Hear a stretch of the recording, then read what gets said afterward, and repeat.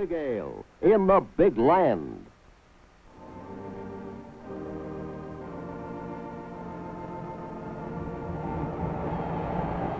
Good evening, hockey fans. Danny Gallivan and Keith Dancy from the Forum in Montreal. The opening game of the 1965 Stanley Cup Final Series, bringing together the Hawks of Chicago and the Canadiens of Montreal. Gump Worsley in the net for the Canadiens. That's a bit of a surprise. Toe Blake had indicated that his starting goalie would be Hodge.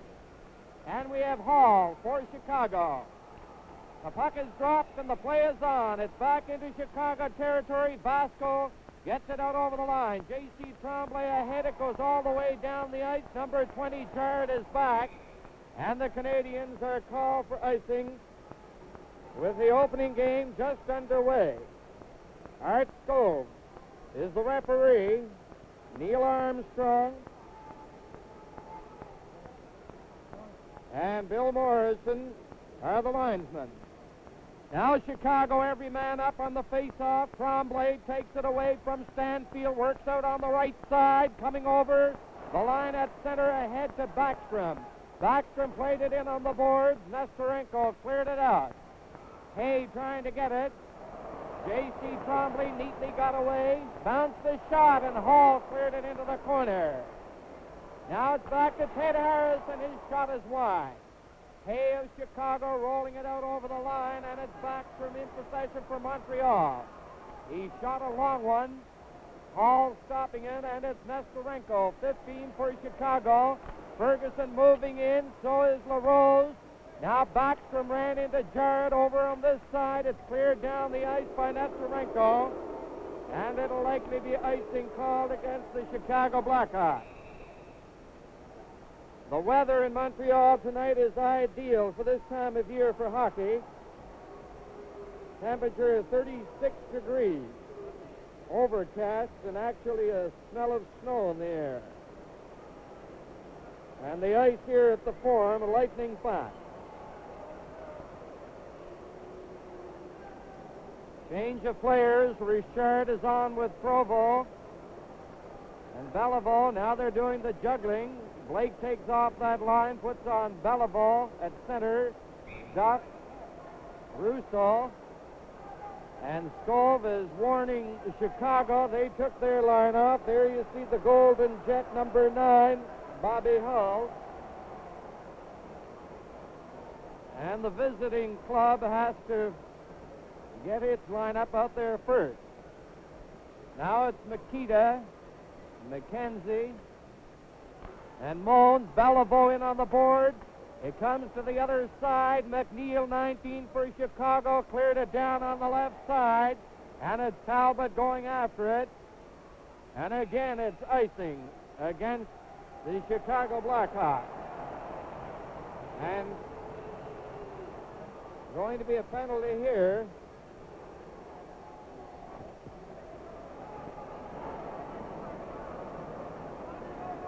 Moan of Chicago,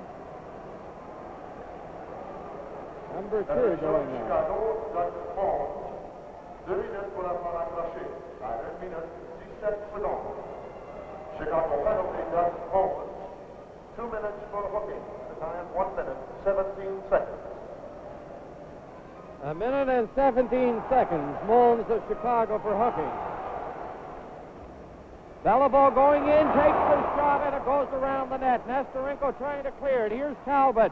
He missed it at the point, and he skates back to center. Russo is the extra forward. Talbot lost it to Hay. It's loose over the other side. Russo golfed it in, and it's Ravlich, number 5 for Chicago, around the net. He backhands it out to center. Nestorenko a pass over to Hay. Hay going to the line, cleared it back to Ravlich. Ravlich circling around for Chicago, back to Al McNeil. McNeil shoots it in over the Canadiens line. Worsley watched it with Nestorenko going in. Now it's Russo.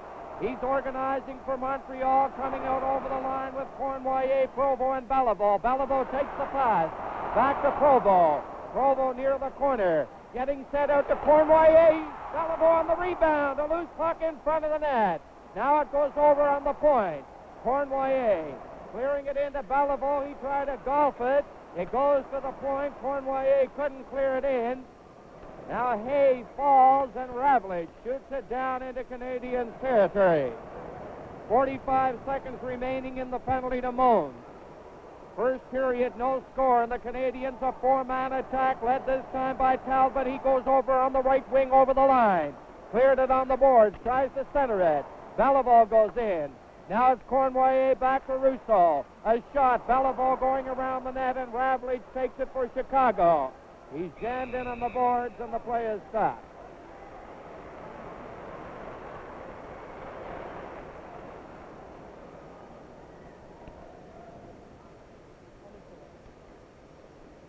They line up for the face-off to the right of Glenn Hall. Ted Harris goes over to check on the time remaining in the penalty. That is for Montreal, and Hay went over there for the Hawks. 24 seconds remaining.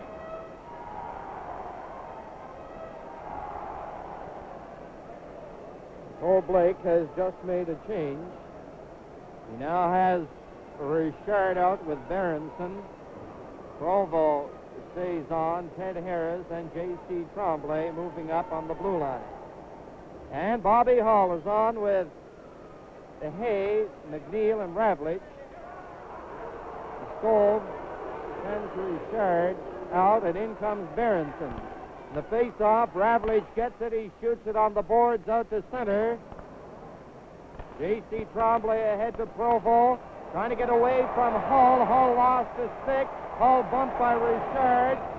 J.C. Tremblay ahead to Provo. Here's Provo. A long pass, and Hull was in front of it. Provo again shooting it in, and it's called offside. And about 1 second remaining in the penalty to Mons. The Chicago Blackhawks have Pierre Palat and Kenny Warham dressed tonight, and they are both suffering from injuries. Palat to the shoulder and Warham to his right knee. For Canadiens, Noel Picard is dressed in place of Jacques Laperriere. Laperriere, as you know, broke an ankle in that last game in Toronto, and he's out for the rest of the year. The face-off, it goes to Jarrett, number 20, down on the right side. Back on the ice is Mons. There's going to be a penalty here. Talbot, number 17 for Montreal. And just as the Hawks got their full complement back, Stove sends Talbot off, and now the Hawks will have the odd man advantage, and we look for the alignment that Billy Ray will send out there for his power play.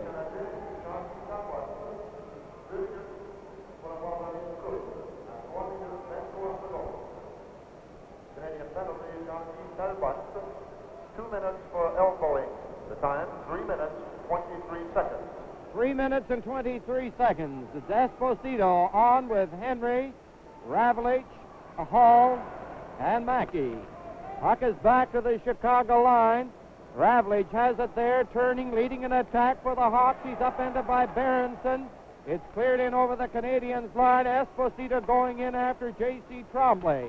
Tremblay gets it out over the line. And Bobby Hull, who had that great semifinal series against Detroit. He has it now for Chicago. Gives it off to Esposito. Back it comes to Hull. Hull gathering speed, veers over on the left side, ran into Roberts. Puck is picked up by Henry to Mackey. Back in over the line, Ted Harris cleared it out. Here's Hull. A pass to Esposito. Esposito back to Ravlich. Ravlich to Bobby Hull. Hull over on this side to Mackey, number 16. He temporarily lost it, and then it's cleared to center. Here's Bobby Hull. And that hard shot blocked by Worsley. Puck is in the Canadian zone. Now Bobby Hull takes the shot again. And the rebound missed by Mackey. He and Harris go in on the boards. Esposito is bumped by number 26, Roberts, and they hold it there on the boards in the corner. The next game of this series will be here on Tuesday, and then the scene shifts on to Chicago next Thursday and Sunday. We've played 4 minutes and 35 seconds in this, the opening period. There's no score. Talbot in the penalty box for the Canadiens. 48 seconds left in his penalty. Makita is now on with Mons, McKenzie, Ravlich, and Hull. Back to Ravlich. He slides it to McKenzie. To Ravlich. Ravlich closing in for the shot. The rebound. A shot by McKenzie just wide. It's chopped off the board. Into the corner. J.C. Tremblay. Shot it to this side. Here's McKenzie back. It goes to Makita. Makita in on the boards to McKenzie. McKenzie centering it right in front. Here's Bobby Hull taking a shot, and it hit Roberts. Puck comes loose to the side of the net. J.C. Tremblay takes Makita in on the boards, and the puck is picked up by Roberts. Roberts gets an opening, and he shoots it down the ice, and Talbot is getting set to come back on. 3 seconds left in this penalty. Ravlich coming out for Chicago.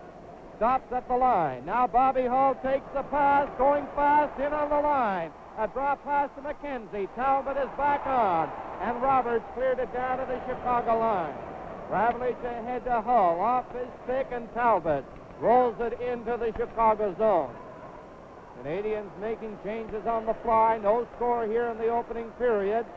Hull coming out for the Hawks. A long pass to Makita. Makita cleared it in on the right side, and Talbot knocked it out. An open left wing pass, and the crowd felt that Chicago had too many men on the ice, and they started to react. It's icing called against Chicago.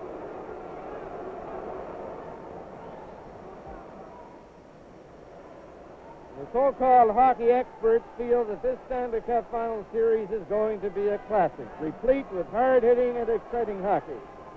Well, one thing, both these clubs are strong in the fundamental and essential aspect of this game of hockey, which is skating. They can both really move.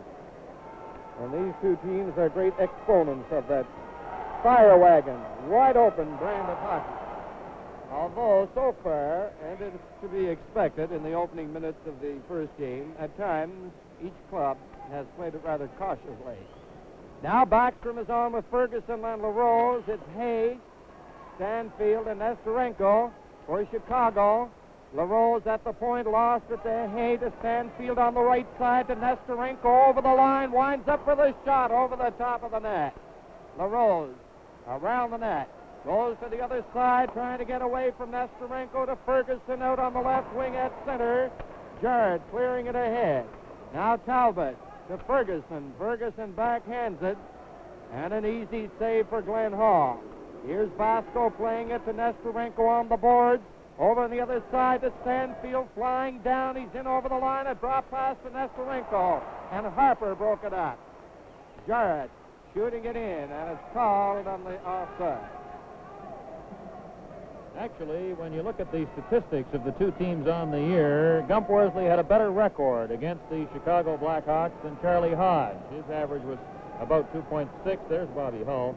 And Hodges was a little over 3. Talbot gets it out to LaRose. LaRose coming down to the Chicago line. They shoot it into the corner. Jarrett is in there to cover up. Out in front it comes to Ferguson. Back to the point to Harper. Harper shoots it in wide.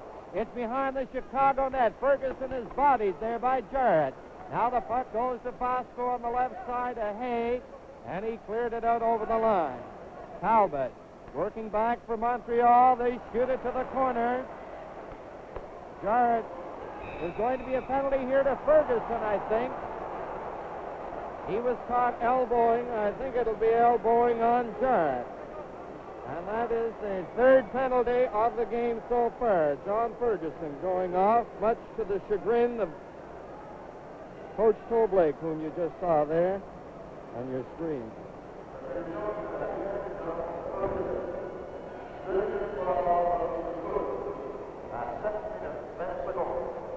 Canadian penalty, John Ferguson. 2 minutes for elbowing. The time, 7 minutes, 20 seconds. 7 minutes and 20 seconds. Elbowing against Ferguson. It's Hull, Henry, Esposito, Mackey, and Ravlich. Bobby Hull working up on the left side. A long, easy shot. Now it's cleared off the left wing boards by Harris down the ice, and Ravlich goes back after it. And both teams have been strong defensively when they've been shorthanded. Now a right wing pass to Mackey. He's in over the Montreal line. He passed it out to Esposito. A shot, a tip shot from the side by Henry. And Gump Worsley, number 30, down on the short side. This, for Gump Worsley, is the first Stanley Cup final series he has ever been in. Minute and 30 seconds remaining in the penalty. And we've played 7 minutes and 50 seconds. In this, the opening period. No score.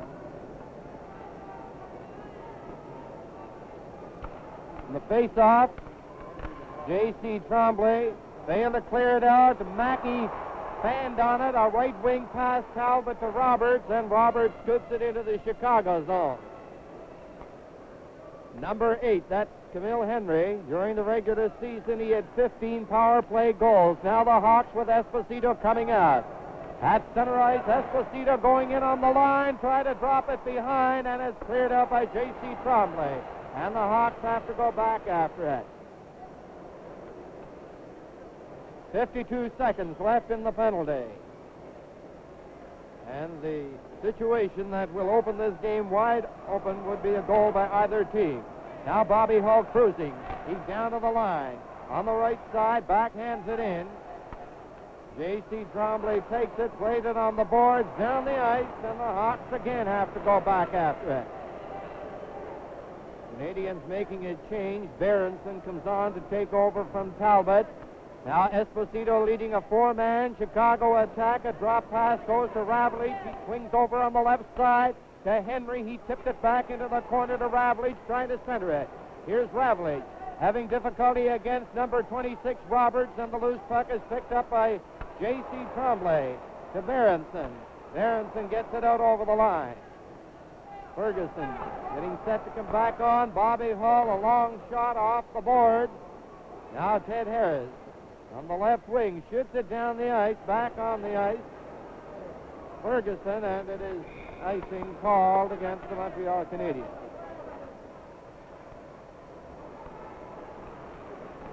Stan McKeet out there for the Hawks scored only 1 goal against Canadiens, and some people say he had a poor semifinal series, but he still got 3 goals, and he had 15 assists against the Canadiens in the regular season, which is a pretty fair number of points.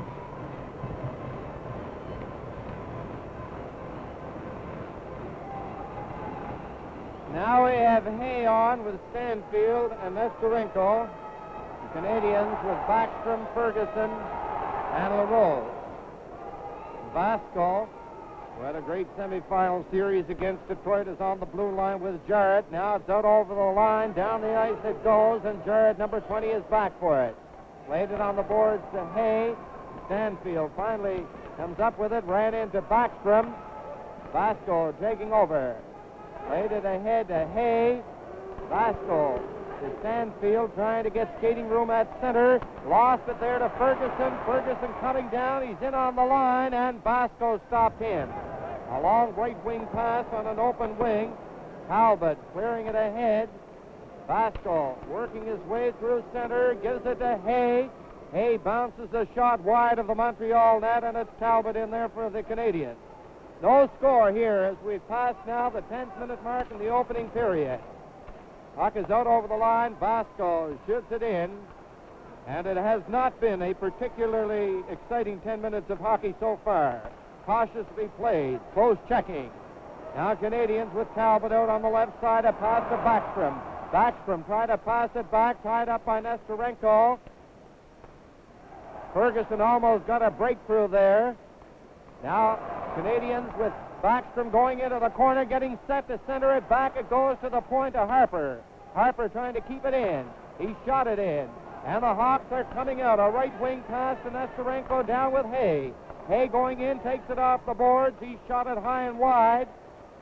Back comes Stanfield, a backhand shot. And it's Harper playing it to Richard. Richard starting out. Gives it to LaRose. And his long shot is stopped by Hall, and Jarrett is in there for Chicago.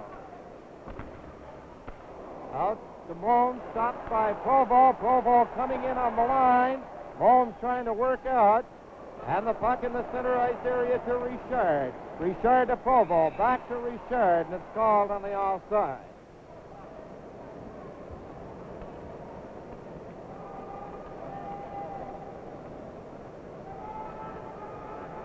Kenny Warren and Pierre Pilote have not been on the ice as yet for the Chicago Blackhawks. There you see Richard, number 16, going to the bench. No score here in the first period, and we've played 11 minutes and 29 seconds. Nikita, Mons, and McKenzie. Now Bobby Russo ran into McKenzie. Ravlich picks it up. Stopped. Ted Harris got it back to the Chicago line. Mons. Pass goes ahead. Now Russo cleared it. And McNeil.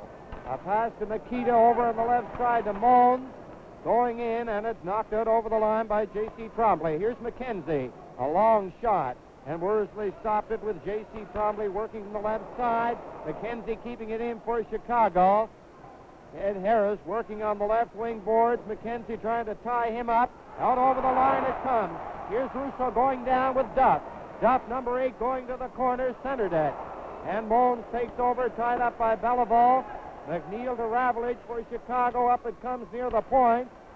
It's kept in, but McKenzie gets it out over the line. It rolls to the Montreal blue line. Trombley ahead. Ravlich to Nikita.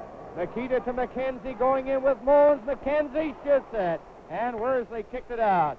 A centering pass. J.C. Trombley played it on the board. Nikita back to Ravlich. Into Nikita to McKenzie. It's centered in front. And J.C. Trombley works away from Montreal with Duff and Russo. A right wing pass to Russo in on the line. And Mons failed to clear it out. Russo shoots, and Hall pulls off a big save on that shot by Russo. Russo falls in the corner. Now Mackey. Ahead it goes to Mons, coming down with Esposito. A long shot, and Worsley tucked it behind the net to Ted Harris.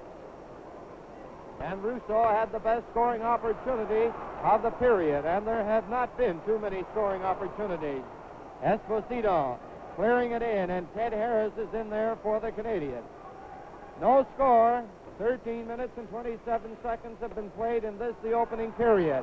Here's Bobby Russo coming down, winds up for the shot. Vasco stopped it. Esposito coming down with Bobby Hull. Esposito cutting right in from the goal. Worsley's down. Another shot by Esposito. And he missed the far side. Mackey getting it to Bobby Hull. Hull going in for the shot. J.C. Trombley coming away, a pass to Talbot. Talbot coming down. A long shot. Hall gets it into the corner. Richard turning there. He's bodied by Jarrett. Richard trying to center it. There's going to be a penalty here to Jarrett. And the action picking up. Jarrett, number 20, going off. It'll likely be holding against the Chicago defenseman on Henry Richard. The minor officials are from New York.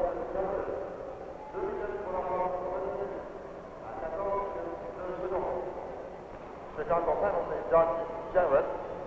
2 minutes for holding. The time, 14 minutes, 2 seconds.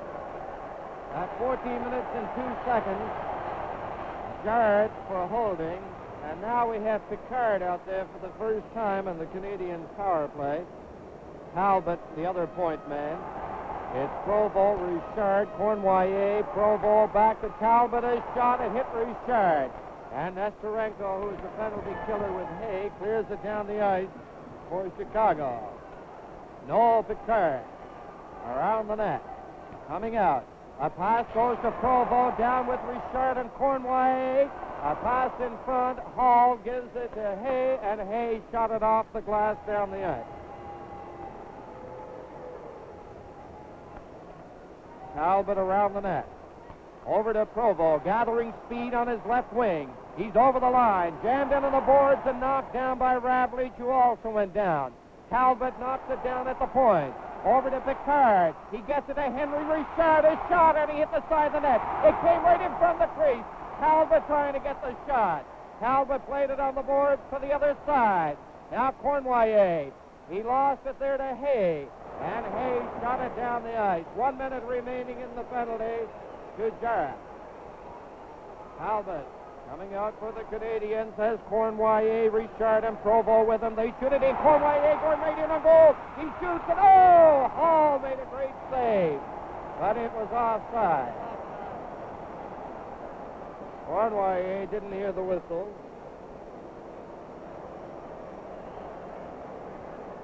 Number 12, Cournoyer. Canadians like to headman that puck, particularly when Cournoyer is up there. Jarrett still in the penalty box.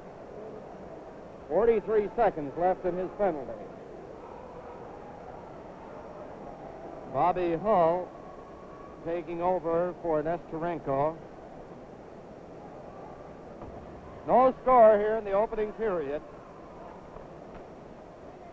The face-off, a loose puck picked up by Provo. Provo going down on the Chicago line, and Ravlich broke it up. Ravlich, who had such a strong game in that final game for Chicago, brilliant on defense here again tonight. Here's Picard in on the line, trying to work in front, and Ravlich takes over. It's called on the offside again.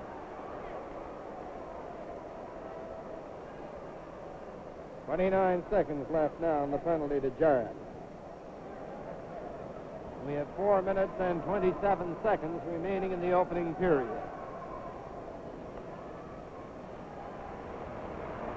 Talbot gets a hand as he goes off, so does Picard. We have Richard, Cournoyer, Provo, Ted Harris, and J.C. Tremblay. McNeil and Ravlich on defense for Chicago. Ravlich stopped it, cleared it out. Now J.C. Tremblay on the right wing. Fakes a shot, hands it off to Ted Harris. He's in on the line. A pass on the right wing. Bobby Hull trying to get out on the left side. Cournoyer gets it. He's jammed out of the play by McNeil. Keeps going. Tries to center it. And McNeil shoots it down the ice. And now Jarrett is getting set to step back on. 1 second left in his penalty. And he's back.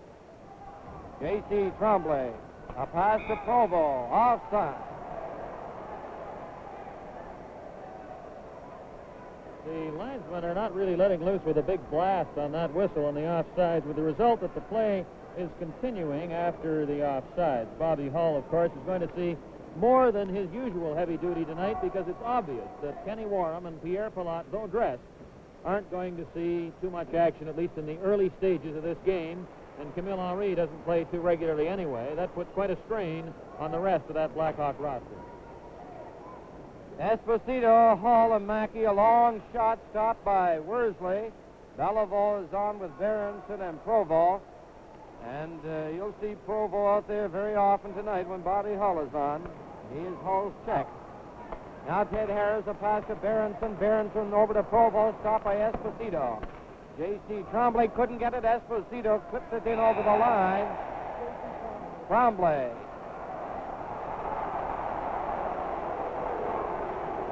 Tremblay, J.C. going off, likely hooking. Hooking on number 7 of Chicago, Esposito.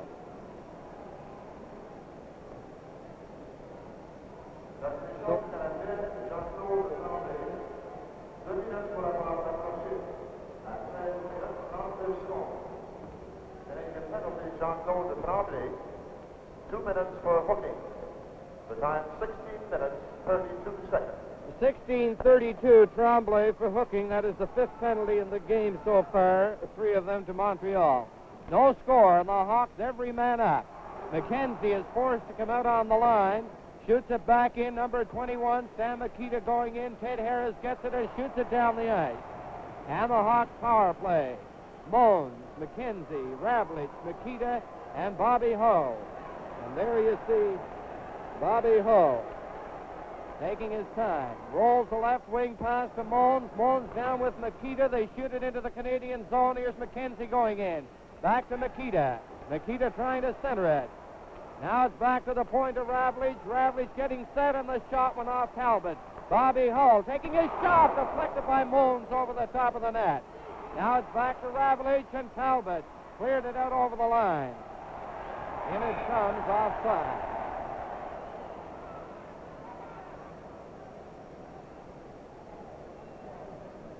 Minute and 12 seconds left in the penalty to J.C. Tremblay.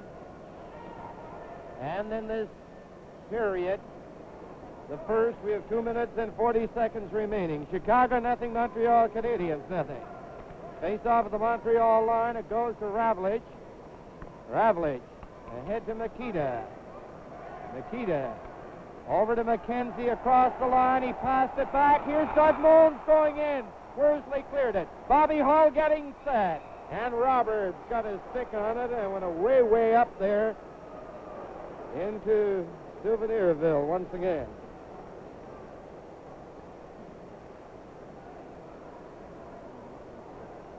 "57 seconds left in the penalty, and Billy Ray making changes. He has Henry number 8 on with Esposito, Mackey, Ravlich, and Hull now. Roberts and Talbot up front, back to Bobby Hull. He becomes ambidextrous. It goes to Mackey. Mackey backhands it. Off the boards. Harper cleared it in to Roberts. Roberts shoots it down the ice. You notice there Bobby Hull was shooting from the left side. Now it's Ravlich behind the net.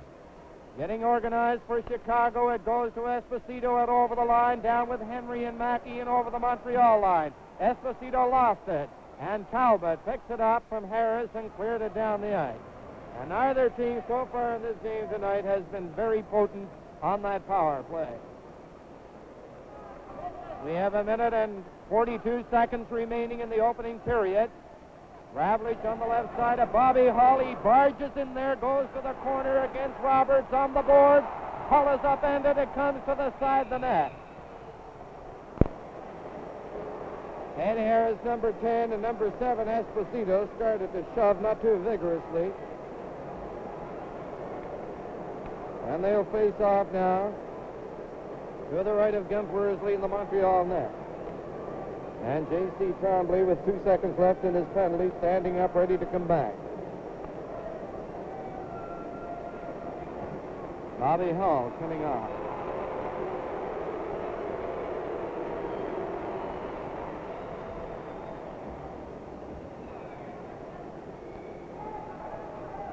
Jarrett up on the blue line with Vasco. They skated out of position, Roberts and Henry, so they're going to do it all over again.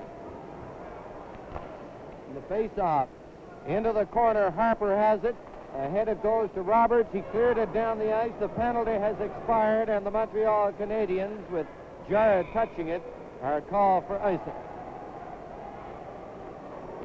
Shot of the Canadiens bench.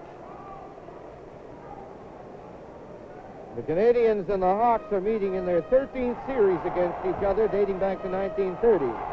Montreal has won 7 series against 5 for Chicago. And you know, this is only the 3rd time that they've faced each other in the finals. They did in 1931, again in 1946. And you know, there's a good shot of Stan Mikita. It was the Hawks who in 1961 brought to an end the Canadiens' incredible streak of 5 consecutive Stanley Cup victories. The Hawks that year eliminated Montreal in the semifinals. And the Canadiens have not been in the finals since 1960, until this year, of course. 1 minute and 19 seconds left in the opening period. No score. Makita, Moans, McKenzie, Jarrett, and Vasco, they're all up. Russo cleared it out over the line. Now Talbot is working down on the left side with Beliveau. They shoot it in. Beliveau going in, trying to center it. His pass picked up by McKenzie. Moans turning in the corner. Duff trying to jam him in on the boards. It comes right out in front. McKenzie cleared it over the other side. 1 minute remaining in the period. It's Jarrett for Chicago, playing it on the boards down the ice. And it'll be icing this time against the Chicago Blackhawks. And there are now 48 seconds remaining in the opening period. And the experts who gave Canadiens the edge on this game in the odds and on the series do so for 2 reasons. The extra game, if it goes 7 games, would be played at the Forum. And secondly, at the moment, the Canadiens are healthier than the Hawks. Face off to the left of Glenn Hall. Nikita on with Hay and Nestorenko, and with Warren out, Billy Ray juggling his lines a bit on the face-off. Back it goes. It's tipped out over the line by Nestorenko. Down for Canadiens, Harper. Harper ahead to Russo to Beliveau. Beliveau turning at the line, dropped it to Harper. Harper a right wing pass, And Hay takes over for Chicago. It goes to Nesterenko. He shoots it into the Montreal zone with 26 seconds remaining. And the pace slow as this first period, which has not been exciting, is almost over. Now a long left wing pass to Beliveau, called on the offside, and they'll bring it back in over the Canadiens line for the faceoff.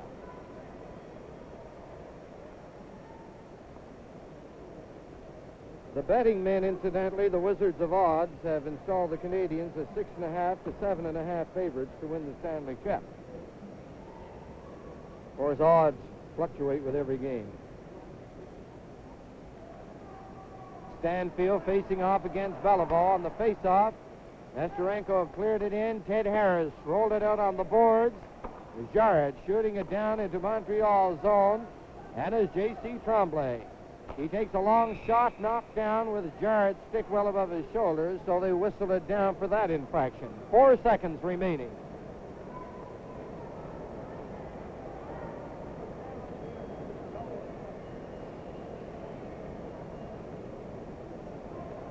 Linesman Armstrong ready to drop the puck between Stanfield and Beliveau. It bounces high in the air again. Beliveau tried to connect with it, and the siren goes to end the period. In that period, Chicago outshot the Canadiens 10-7. Now it's Nesterenko 15 and Ted Harris 10, getting fistically close to each other, but the linesman moved in there very quickly. And so the score at the end of the first period, Montreal nothing, Chicago nothing. This game is coming to you from the Forum in Montreal. In this big land of ours, you'll always find a touch of tradition. In the taste of today. Relaxing hobbies and a fine ale go hand in hand. And the ale modern people like best is Molson Export Ale. The big ale in the big land is Molson Export Ale. See what develops when you enjoy the true ale taste of Molson Export Ale. The big ale in the big land is Molson Export Ale. You'll enjoy the touch of tradition in the taste of today's Molson Export Ale. The big ale in the big land is Molson Export Ale. Big in flavor, big in popularity. Canada's largest selling ale. The big ale in the big land is Molson Export Ale. From Molson's independent brewers since 1786.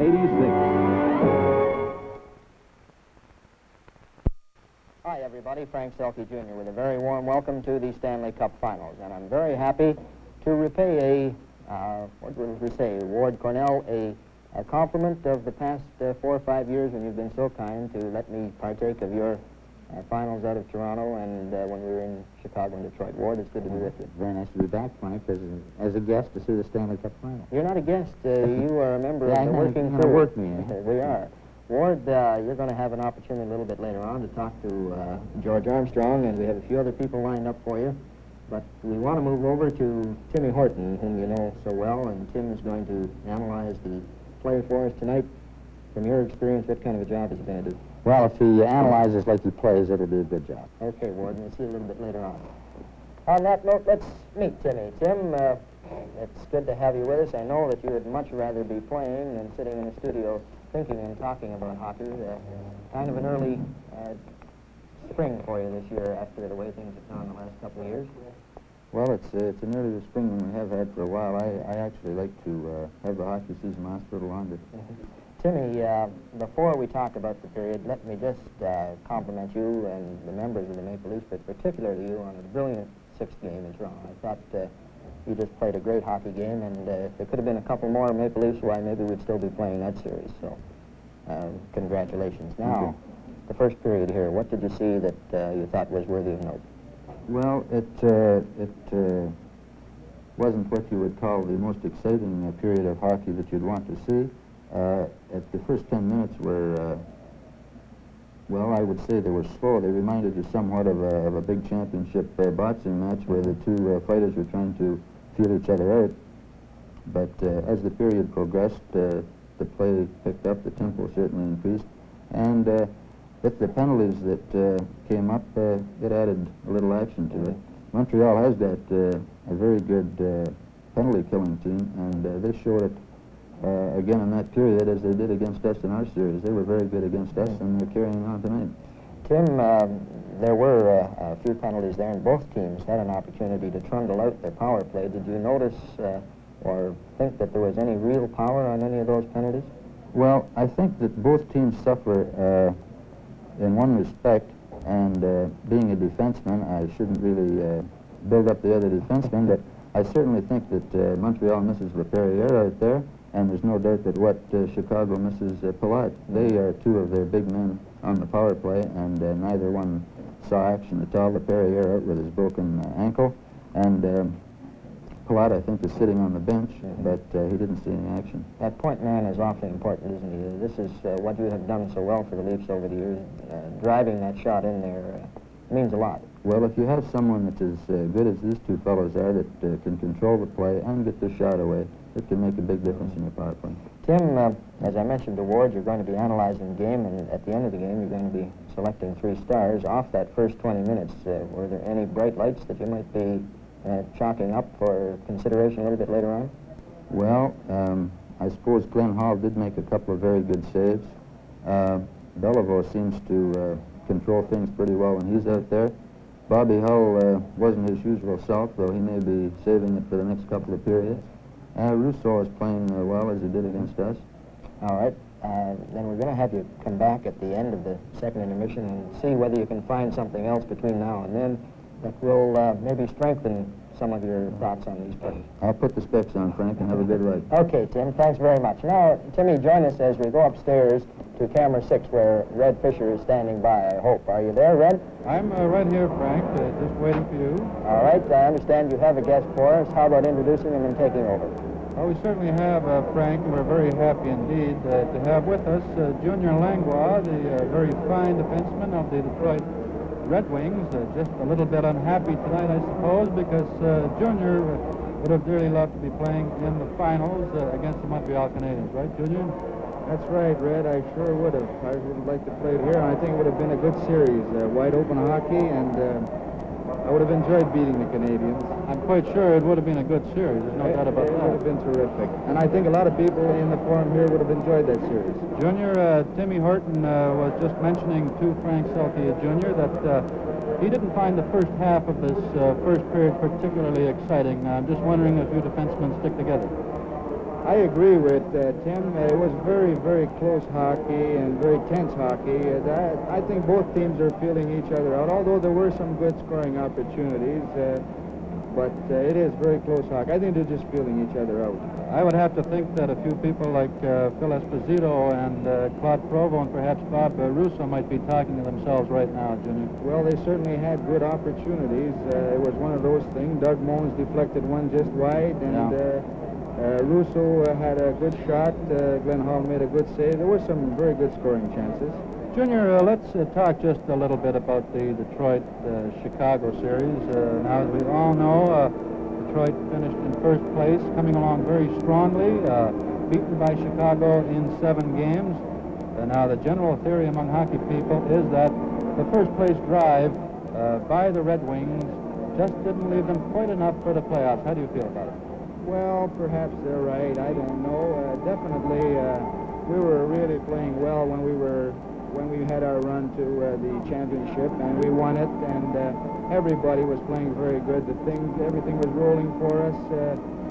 I feel that in about the last 3 games, except the game before last in Toronto when we beat them 4-1, we did have a little letdown, and perhaps in the series, in the semifinals, we were not up to par. I don't think everyone was playing as good as we were when we ran to that championship. You didn't feel you were jumping against Chicago, for example, in the first couple of games of the series as you were during the season? No, we won those games, and we deserved to win them because we did play better, but we still didn't have that bite that we had when we were going for the championship. Junior, we were reading today that a young fellow named Ted Lindsay has said once again, this is it, I'm through, I've retired, I only come back for 1 year, and now I'm ready to hang them up. This has to be one of the big stories of the hockey year. Ted Lindsay coming back and playing as well as he did with the Red Wings. It definitely is, and Ted is a great guy, a real competitor. He's in good condition all the time, and if he says he's coming back for another year, I'd be the happiest man in the world because he really gives the team a lift. When I see him out there, I feel old, and I'm 10 years younger than he is, and he gives the kids a good lift, too. Do you think perhaps, Junior, that he might have come back had the Red Wings gone into the final and perhaps won the Cup? I couldn't tell you. I couldn't tell you. I don't know, really. He said 1 year, and I guess he meant it. Well, thanks very much, Junior. We've been talking with Junior Langlois of the Detroit Red Wings, and now let's go downstairs to Ward Cornell. And with us now, the captain of the Toronto Maple Leafs, George Armstrong. George, you enjoying this one?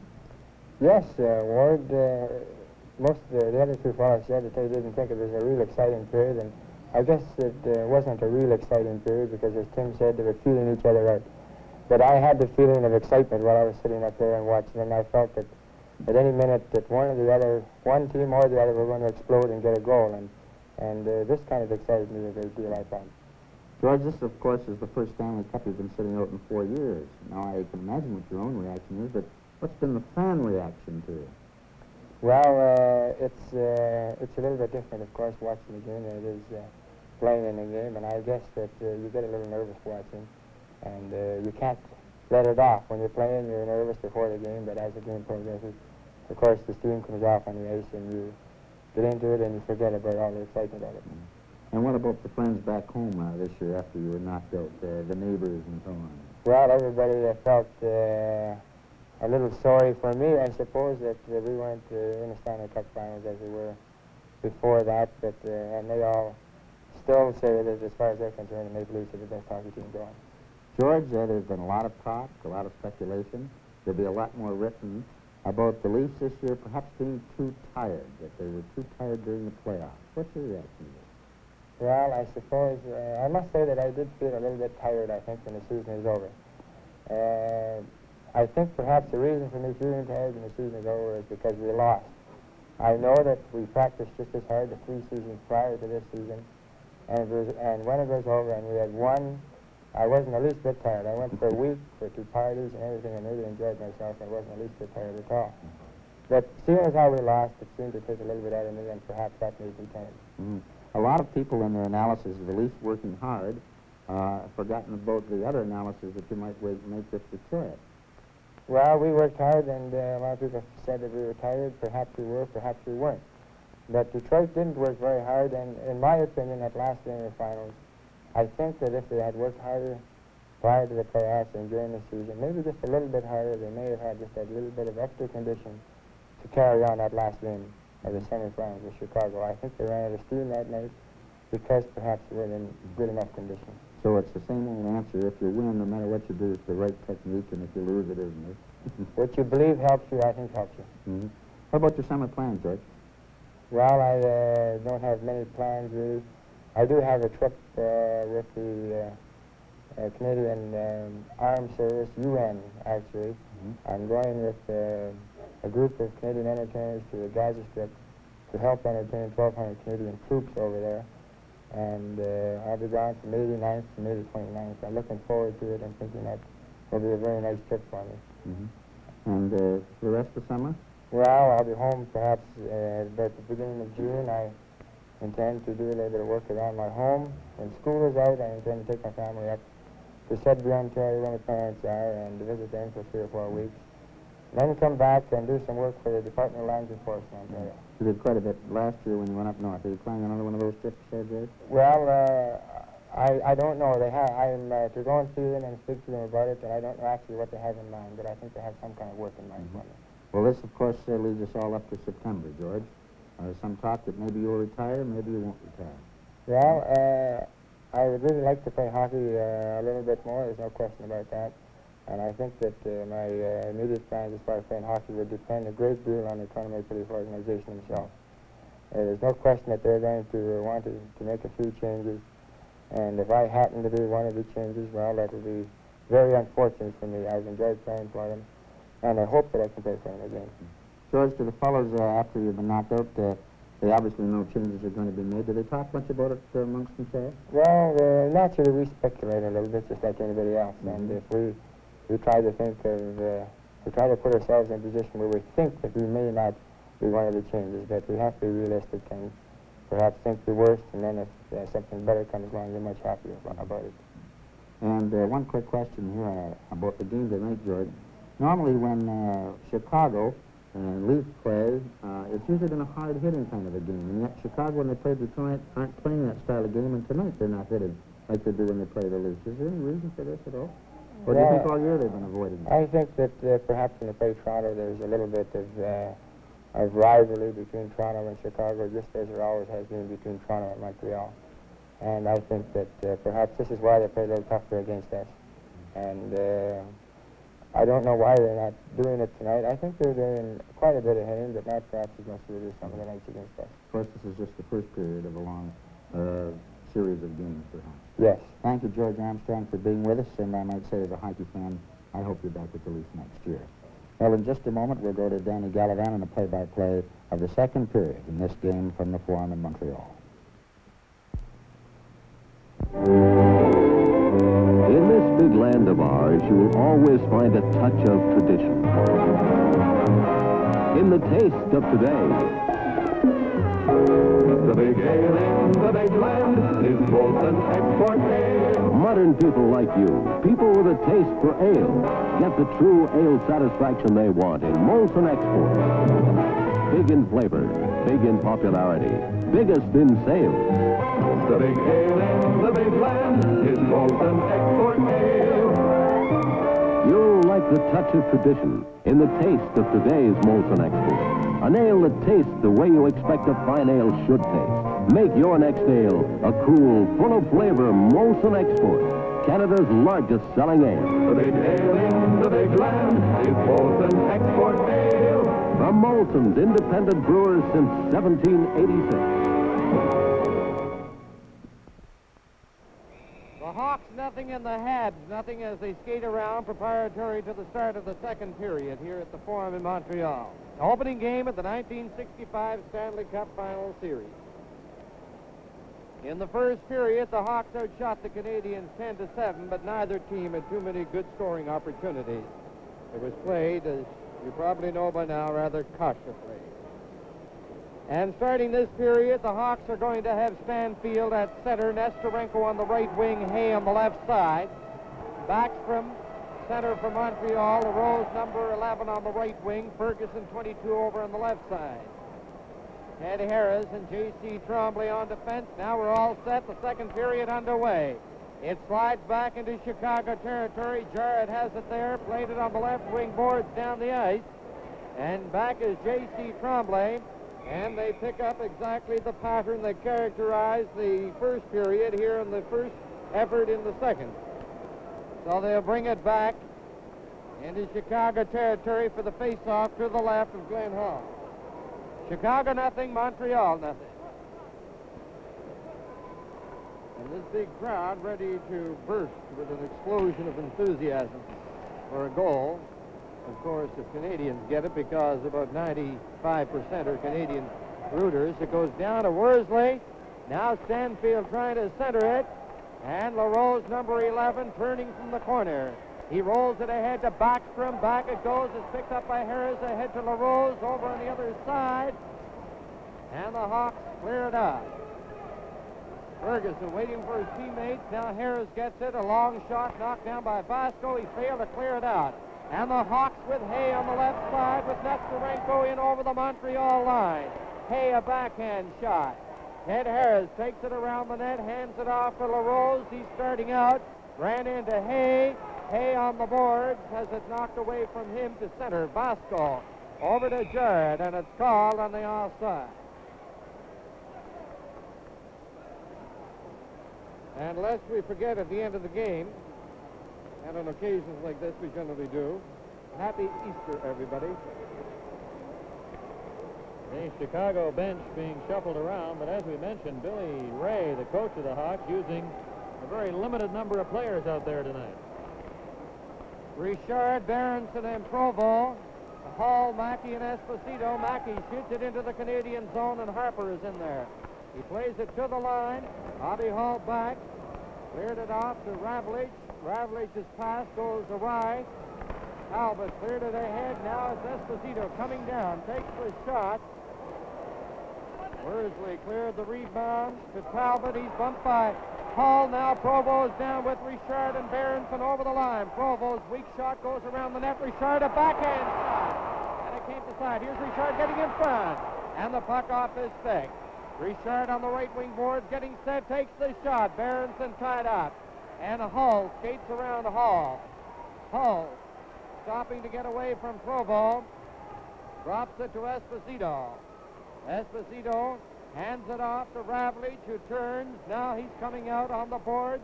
Mackey couldn't get it. Now Bobby Hall catching up with it. Going in and goal. He shoots, but it was offside. But Worsley did not hear the whistle. He was not taking any chances. He made the save. In situations like that, you make your play and then you check to see if the whistle had gone. They'll bring it back into Chicago territory for the face-off.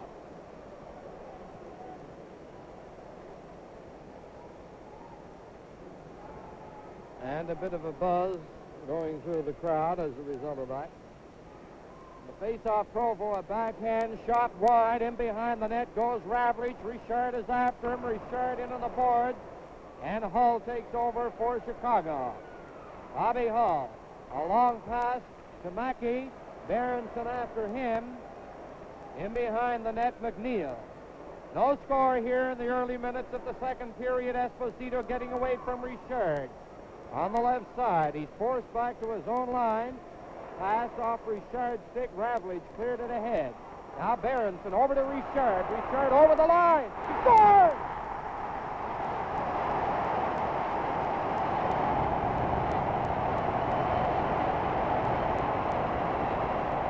Here's the replay. Berenson, number 23, to Richard. There's the shot.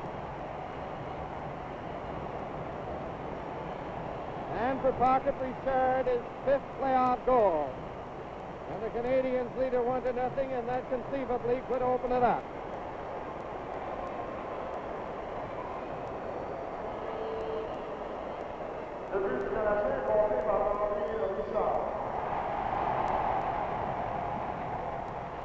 Assisté de Berenson à 2 minutes 39 secondes.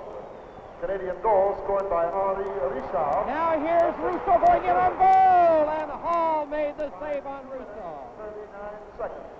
McKenzie down on the right side, ran into the linesman Morrison. 1-0 for Montreal. Moans at center, going to the Canadiens line, over the line on the left side, cleared it in front.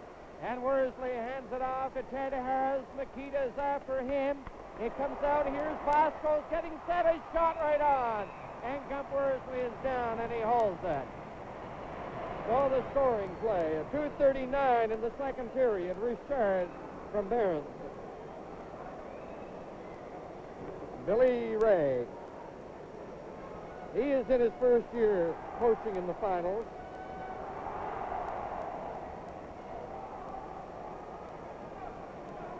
Chicago, every man up. And the face-off, back it goes. Jarrett knocks it down at the line. Now here's Russo. A left wing pass. Duff goes to the corner, tries to center it, and he hit the side of the net. Jarrett cleared it back to the point. Tremblay shooting it in. It caroms off the boards. Vasco laying it on the boards. Duff trying to keep it in. Now McKenzie twisting and turning for Chicago. Gets it out. Makita bumped and knocked down, and there's going to be a penalty here. Beliveau. Makita, number 21, getting up very, very slowly. Bent over as he comes to the Chicago bench, and Beliveau going off. Likely cross-checking or high-sticking.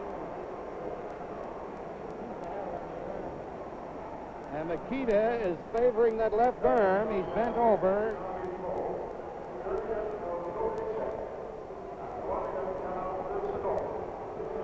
Canadian penalty, Gm.1. 2 minutes for cross-checking. The time, 3 minutes, 42 seconds. Makita favoring the left upper arm, being attended to by Nick Guerin, the trainer of the Chicago team. There you see Stan Makita, tremendous hockey player. So Beliveau is off, going off at 3:42 for cross-checking. It's Esposito on with Henry, Mackey, Hull, and Ravlich. Roberts and Talbot up front, and the Hawks start out at center. Esposito lofted in on the boards. Roberts is shoved there by Esposito. Henry bumps with Talbot, and the play is stopped. We've played 3 minutes and 56 seconds. In this, the second period, 1-0 Canadians leading on a goal by Richard. Bobby Hull shoots it down the ice, and Chicago called for icing in that Hull. He shot it from the Chicago side of the center line. And they're using an ice pack on Mikita's left arm. He's doing the chore himself.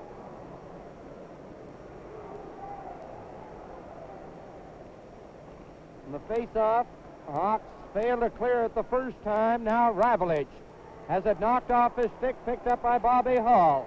His pass stopped by Talbot. And Talbot on the left wing ahead to Roberts.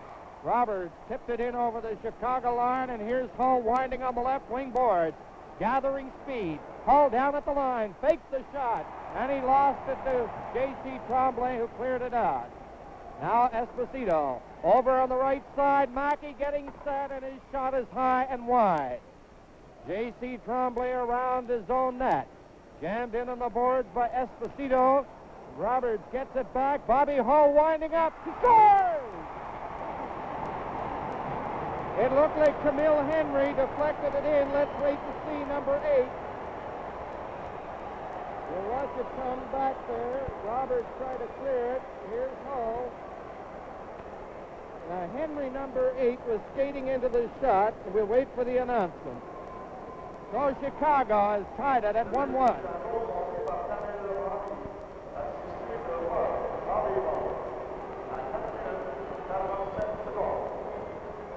Chicago goal scored by Samir Ari, assisted by Bobby Hull.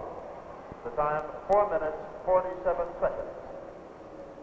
4 minutes and 47 seconds. The Hawks have tied it. Now Vasco ahead to Hay. Hay shooting it in. Nestorenko going in after it. Jammed in on the boards. He gets it again, centers it. Nestorenko gets another shot at it. Now it's stopped by Jared. Jared takes his shot off a stick, and it ends up among the spectators behind Gump Worsley.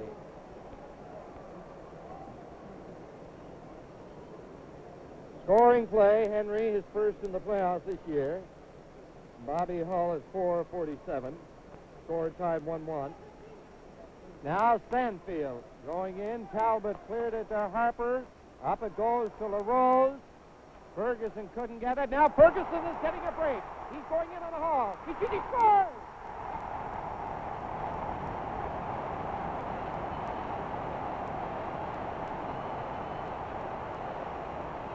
Watch Ferguson pick it up at the Chicago defense from number 20, Jarrett.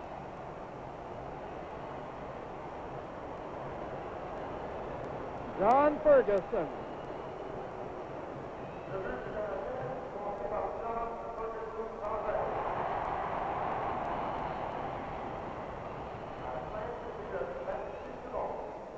Canadian goal scored by John Ferguson, unassisted.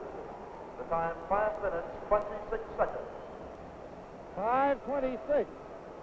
Ferguson, unassisted, is second in the playoffs. Montreal 2, Chicago 1. Ravlich turning at his own line. Gives it to McNeil. McNeil from the left wing at center shoots it in. Now Backstrom is wheeling away from Montreal. Down to the line, stopped by McNeil. It goes off Ferguson in over the line. Ferguson bumping with Ravlich. Now Nestorenko bumped by Talbot. Here's Harper shooting it in on the left side. Ferguson working in, and McNeil, 19, is there for Chicago. On the left side, it goes to Hay. Hay's pass knocked down by Nestorenko. He couldn't get by Harper. Ralph Backstrom starting away. A pass goes. Here's Ferguson going in on the right side. The shot. Glenn Hall is down, and he makes the save.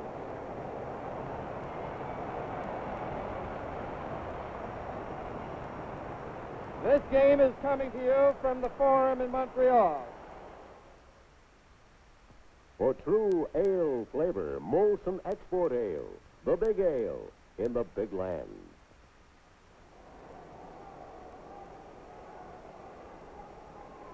Canadiens 2, Hawks 1. We played 6 minutes and 15 seconds in the second period. In the face-off, Basco turns. Beliveau is on with Duff and Rousseau. Now Basco, a left wing pass to Mons. Mons, pass knocked down by Harris. Now it goes to the Chicago line. Finally, a puck picked up by Mons on the right side. It goes to Nikita. He cleared it in front, and as J.C. Tremblay shooting it on the boards down the ice. Basco going after it. And the Montreal Canadiens are called for icing. Ravlich getting his skates honed at the Chicago bench. Ravlich, as we mentioned, has played very well for the Hawks in the playoffs. 1 of 3 from Sault Ste. Marie. The Sioux is solidly represented by the Hawks. Esposito and Mackey are the other members of the Sioux. Chicago, every man up to the face-off. Nikita doing the honors against Beliveau. The face-off, Bobby Rousseau gets it to the point. Mons jammed it back. And as J.C. Tremblay, a right wing pass to Rousseau. Rousseau to Beliveau. Beliveau coming down, rolled it ahead, and Basco cleared it to the Canadiens line. Here's Bobby Rousseau. Ahead to Duff, trying to break in there, ran into McKenzie. And Makita takes the puck in his own zone. Over on this side, it goes to Basco, ahead to Doug Mons. Mons faked a pass. Now he gives it to Makita over the line. And Canadiens cleared out. Now it's back in over the Montreal line. J.C. Tremblay ahead. It goes on the left side to Duff. Duff gets away from McKenzie. He's over the line. Tries to get it to Rousseau, cutting in front. And Hall cleared it to the point. Tremblay cleared it back into Beliveau. Beliveau with Duff. In it goes to Rousseau. A bouncing puck to Duff. Here's Beliveau getting set. He takes the shot. A loose puck in front. Beliveau takes another shot. And finally the whistle goes. Here's Rousseau.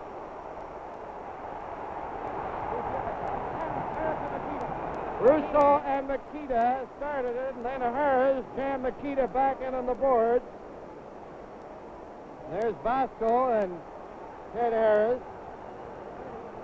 A lot of brawn and muscle there, Harris and Basco. Rousseau and Makita started it with their shoving session, and then Ted Harris came in, and he decided to work Makita back toward the boards, and he did it. And we'll have likely penalties here. There's Makita, number 21. And Billy Ray looking on. Bobby Rousseau with linesman Neil Armstrong escorting him to the safe spot on the players' penalty bench.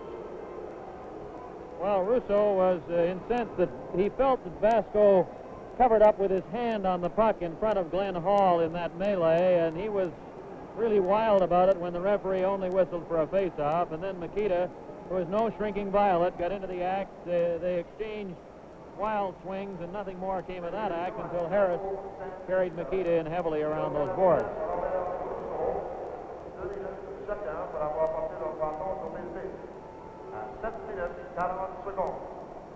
The penalties to Chicago Stan Makita and to Canadiens Robert Rousseau. 2 minutes each for high sticking. The time 7 minutes 40 seconds. Now on the face-off, Skov was hit under the chin with a high stick. McNeil clearing it to the point. Here's Ted Harris sliding it in front. It's knocked to the corner by Ravlich. Richard getting it back. Provo took a backhand shot, and Ravlich is working away for Chicago. Going down with Mackey over the line. Ravlich going to the corner, trying to center it, jammed it on the board. And Ted Harris is going to get a holding penalty. Ted Harris going off for the Canadiens for holding on Ravlich. And the Chicago Blackhawks who trail in the game by 1 goal. Canadiens leading 2-1. Now the Hawks have the odd man advantage, playing 5 against 4. Face off in Canadian territory.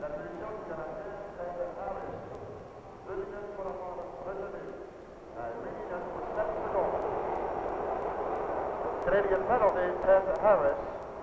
2 minutes for holding. The time, 8 minutes, 7 seconds. 8 minutes and 7 seconds. And guess who's out there for Chicago?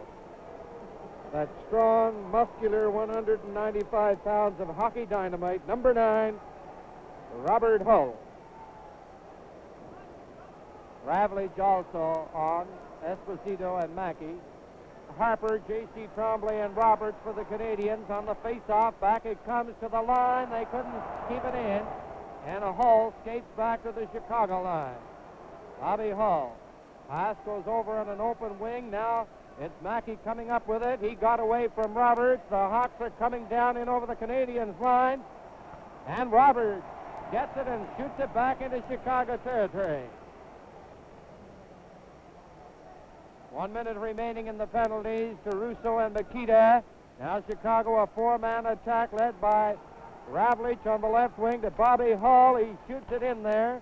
And the rebound behind the net to J.C. Tremblay. Tremblay gets it and shoots it down the ice. And the Hawks forced to go back again. Esposito coming out now with Mackey. Hull is coming up fast on the left side. Esposito shoots it in there. Behind the net. It's cleared on the board. Here's Ravlich getting it into the corner. It goes to Esposito.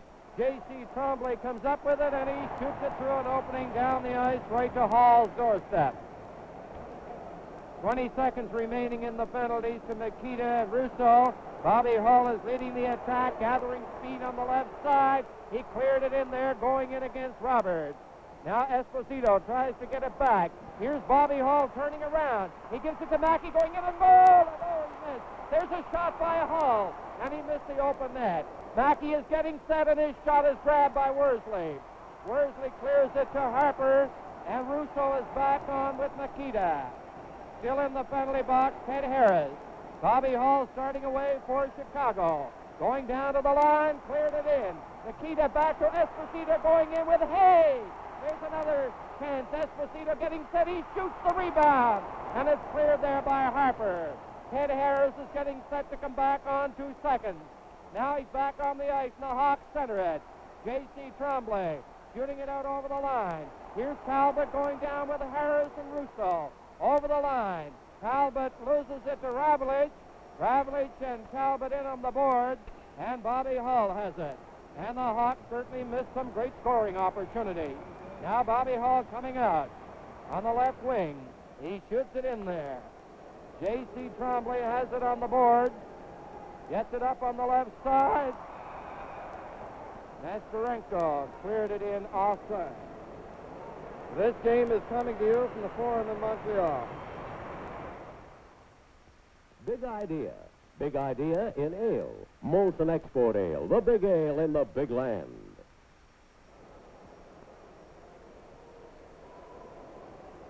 Montreal Canadiens 2, Chicago Blackhawks 1 in the second period. We played 10 minutes and 45 seconds.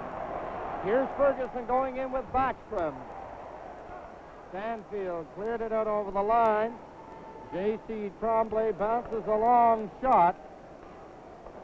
Jar clearing it. There's a shot by Backstrom into the boards as Backstrom. He cleared it back. J.C. Tremblay has shot. Hall is down. There's going to be a penalty here to Basco, I think, of Chicago for holding.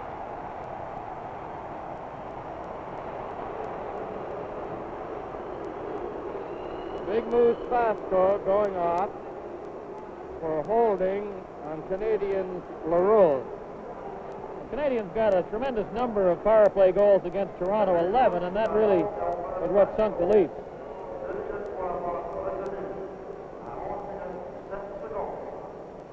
Chicago penalty, Elmer Vasco. 2 minutes for holding. The time, 11 minutes, 7 seconds.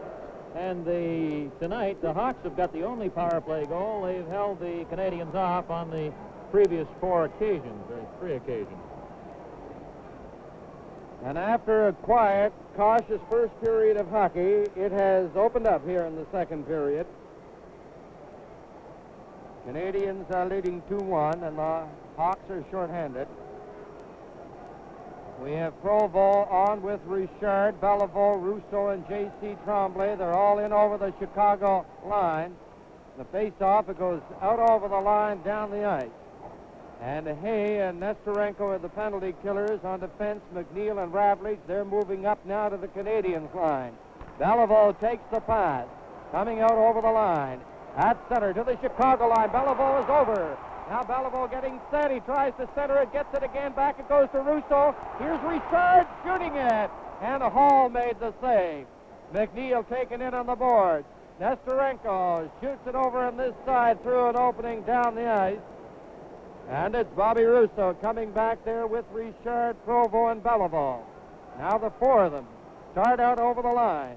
Russo, a pass to Belleville. Belleville over the line. Back it comes to Provo. A backhand shot. And Glenn Hall down again gets it with Al McNeil, 19, shoving with Richard, 16. And a shot of the Chicago bench. And the veteran Glenn Hall, who has indicated in some statements he has made that he may hang him up at the end of the playoff. Vasco still in the penalty box. A minute and 12 seconds left in his penalty.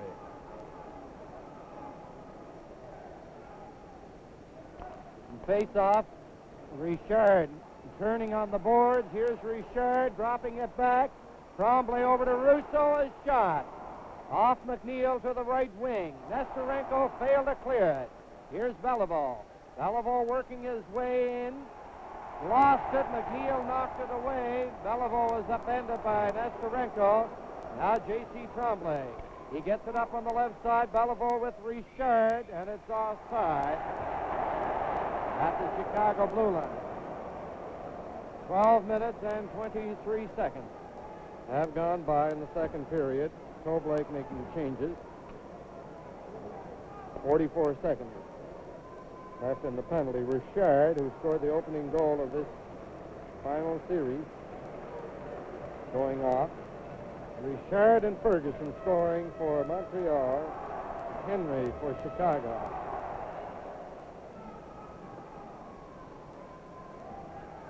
No change up front for Chicago. Backstrom is now on with Cornwallis and Ferguson. J.C. Tremblay from his own line. A pass to Cornwallis. Cornwallis trying to get a shot. He has it. He shoots it, and it goes off McNeil and picked up by Ravlich. Here's Ravlich making his way out for Chicago. Knocked to the ice by Backstrom. Ferguson winding up at the Chicago line. He falls in over the line, gives it to Cornwallis. A centering pass, Ravlich out to Nestorenko. He lost it to Backstrom, who gets it back to his own line. 5 seconds left in the penalty. Here's Backstrom coming in over the line, into the corner against Ravlich. He centered it right in front of Cornwallis. Ferguson gets it back to the point. It's out over the line. And Vasco is back on. Here's Hay going in on the left side. Has Nestorenko with him. Hay going right in on goal. And Worsley went down.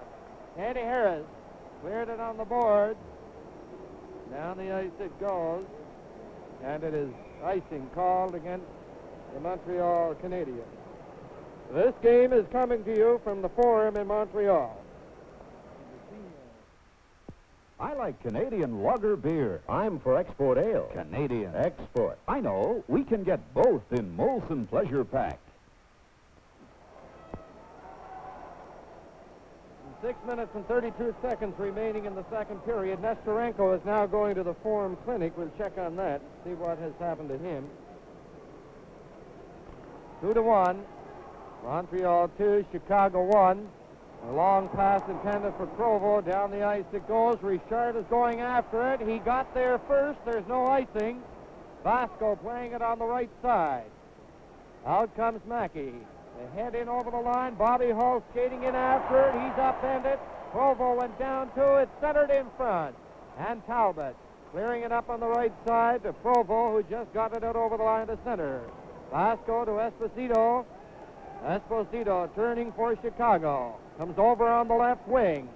Shoots it into Montreal territory, and in there is number 17. That's Talbot with Berenson. It's stopped at the point by Jarrett. Richard takes over for Montreal. Richard getting away. Still has it. Turns around. Falls. and he can really handle that puck. There he goes. A left wing pass. Here's Berenson going right in on goal.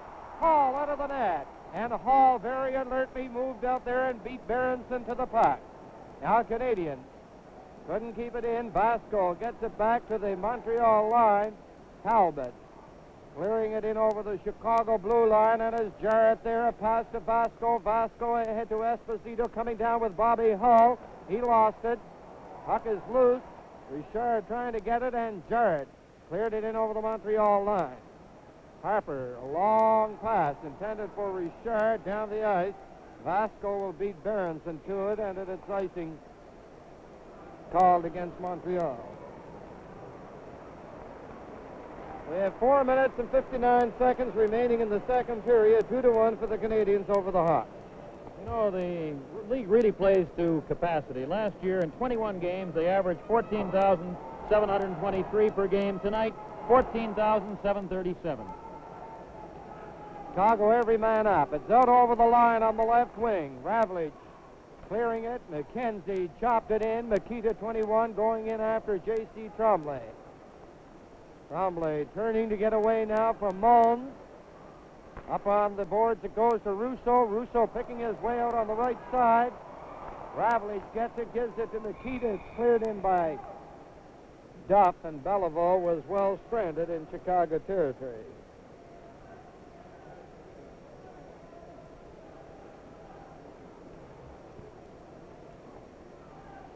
Face off between Beliveau and Makita. Russo tipped it in over the Chicago line. Ravlich gives it to Mons. Mons finally has to go to McKenzie on the right side, and Makita, his pass went off a player, and Duff comes up with it and shoots it into the Chicago zone. Al McNeil, number 19, is there to get it. We have 4 minutes and 10 seconds remaining now in the second period. Mons speeding down, cut through center, got away from a check intended for him by Harris. Here's Makita going in, takes the shot, and it was wide. Doug Mons has it on the boards, trying to center it. J.C. Tremblay failed to clear it. It's centered. Back to Ravlich at the point. Ravlich clearing it in off the boards. Ted Harris ahead to Duff. Duff hands it off to Beliveau. Russo coming up in the play. Here's Beliveau. Back to Russo. He passed it right in front to Duff. Here's Russo getting in front. And the puck is finally grabbed by Hall. Ravlich was the one, actually, that took it out of harm's way, and then Glenn Hall reached out and made sure it wasn't going to come loose with Duff right in there, number 8. This game is coming to you from the Forum in Montreal.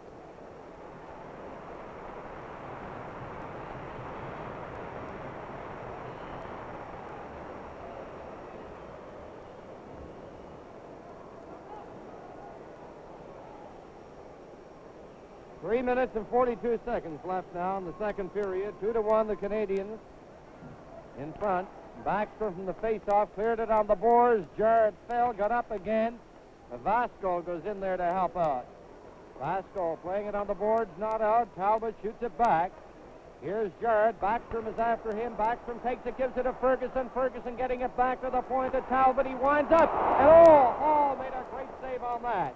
There's a lead pass to Henry from Hay, and he couldn't get it. Down the ice with Talbot back quickly to touch it, and the Hawks are called on the icing. This game is coming to you from the Forum in Montreal.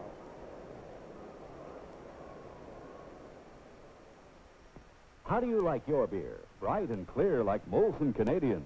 Switch to Molson Canadian. It's the friendly lager.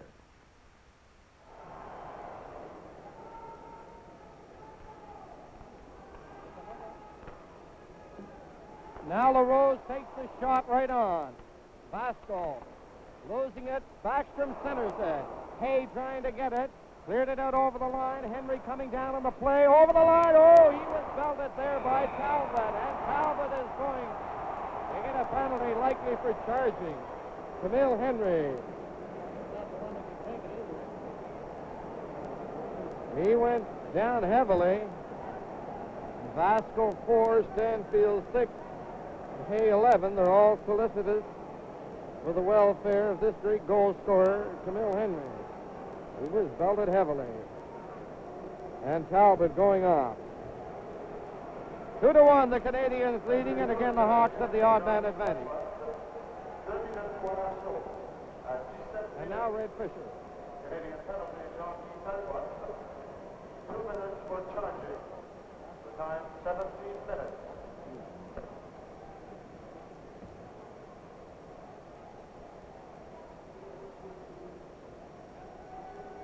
I don't know, Red. We couldn't hear whether they located you or not.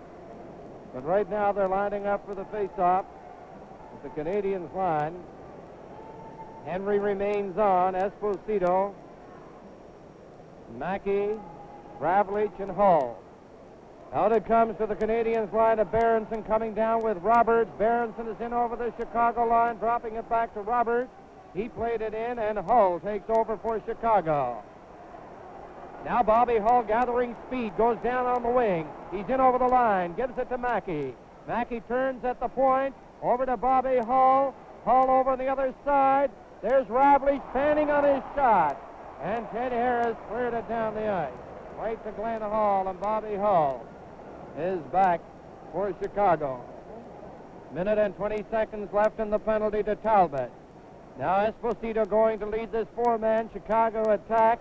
They clear it in over the Canadiens line. It goes to Worsley. Ted Harris has it in the corner. It's knocked down at the point. Now in off the boards it goes to Esposito. Esposito right in front of Henry, and Henry just failed to get his second goal of the night. Now Canadiens starting away with J.C. Tremblay. Tremblay down on the right side. He's bumped by Bobby Hull. And Ravlich, number 5, going back with Esposito. Esposito picks it up, starting down. Out over the line, stops. The pass goes to Bobby Hull. He lost it to Provo. Provo going through center, still has it. Got away from Hull's check. Hull over on the other side to Ravlich. Ravlich working down on the right wing, shoots it into Montreal territory. J.C. Tremblay takes it to the corner. Tremblay gets it high in the air, and Ravlich had his stick up. And with the Hawks having the odd man advantage, that will go down into the Chicago zone, with Chicago having the odd man advantage. Red Fisher has been located, apparently. Danny, here I am to tell you that Eric Nestorenko has a 2-stitch cut on his ear, and of course he'll be back very shortly. Now back to you, Danny. And that's good news, Red, for Chicago fans, because this fellow Nestorenko is one fine two-way hockey player, particularly defensively. And you know, this year he scored 7 goals for Chicago while the Hawks were shorthanded. Russo coming on for Montreal. The face-off in the Chicago zone. Here's Makita turning from the corner. A minute and 13 seconds remaining in the second period. Vasco takes the left wing pass. Back it goes to Makita. Makita over the line. And a skate save on that shot by Worsley. In on the board. Here's Moans trying to get in front. The penalized player Talbot is back on. Now here's McKenzie to Makita.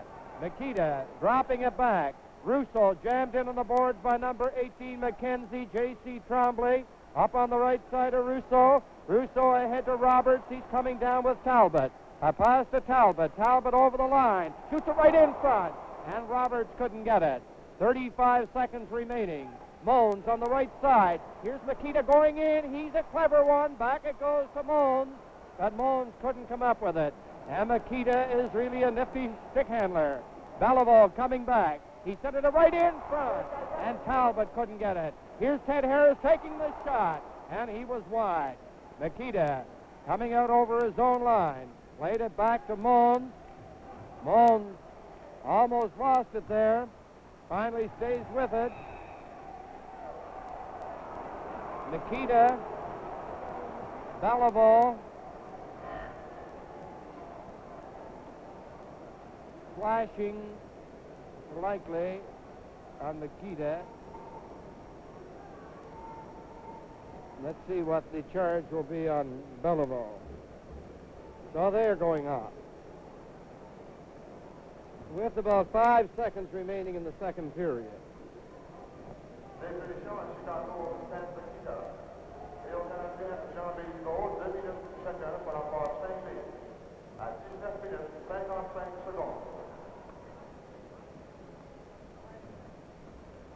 The the penalties to Chicago, Stan Mikita, and to Canadiens, Jean Béliveau. 2 minutes each for slashing. Now Nestorenko is back on. The play is on. It's shot into Chicago territory, and the siren sounds to end the second period.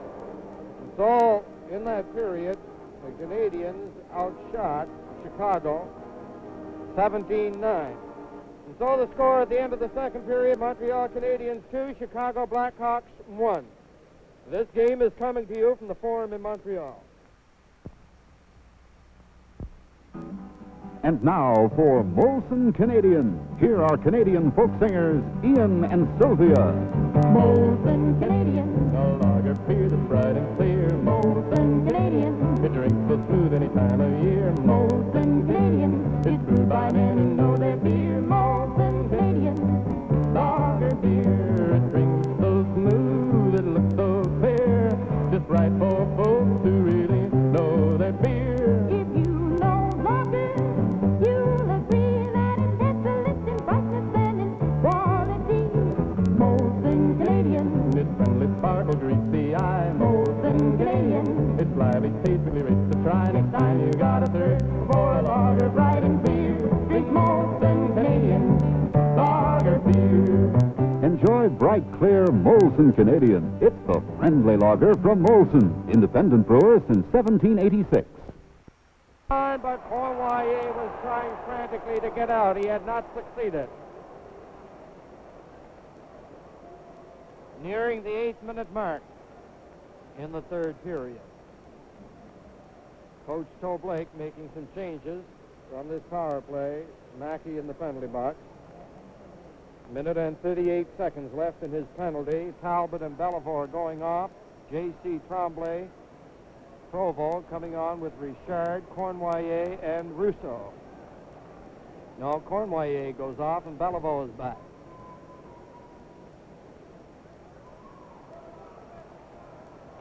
And the face-off off the boards, Richard cleared it back to Rousseau. Here's Rousseau going to the line, shooting it into the corner. Bellevaux racing in after McNeil. McNeil has it and backhands it in among the spectators. So that'll bring a face-off to the right of Glenn Hall. Next game here in Montreal Tuesday. In Chicago on Thursday and Sunday. Originally it was indicated that they'd play in Chicago the fourth game on Saturday, but it has been made definite now. It'll be Sunday, a week from tomorrow night. Richard going over to get a new stick. And he gets the stick from trainer Andy Gully. Now Bill Hay going over to find out the time remaining in the penalty to Mackey. He's talking to Mackey. And a minute and 31 seconds left in his penalty.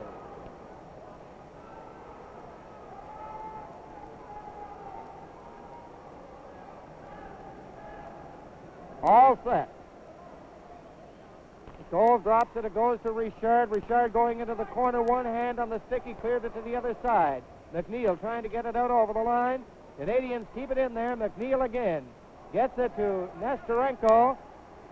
He brings it out over the line. Turns. Now comes on the right side. Started back. Hay back to Nestorenko. Provo coming down. Bellevaux, Rousseau, and Richard with him. Bellevaux has it back to Rousseau. In it goes to Provo. Provo getting set. He centered it. Bellevaux knocked it down, trying to center it. Now Bellevaux with Nestorenko in the corner. Richard over on the right side of Rousseau. Rousseau going in for the shot. Here's J.C. Tremblay winding up for the line. And it's wide. Hay trying to get it. Provo keeping it in. He shot it. Al McNeil cleared it in among the spectators. And again, that relieves the pressure and the face-off this time to the left of Glenn Hall. 41 seconds remaining in the penalty. Score tied 2-2. And there are 11 minutes and 28 seconds remaining in regulation time.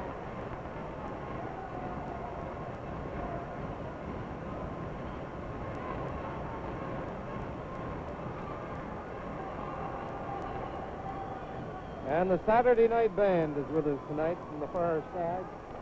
Now on the face-off, back to the point it goes to Bobby Russo. He shoots it off a leg, and it's picked up by Hay. Hay starting away, Hull back on the ice for Chicago. Back it goes to McNeil. He shoots it. And now, Russo, a pass to Beliveau. Mackey still in the penalty box. Beliveau, big number 4, coming down. He's into the Chicago zone. Cornwallier going in there. He centered it. Beliveau right out in front. Off the boards it goes to Ted Harris. They score!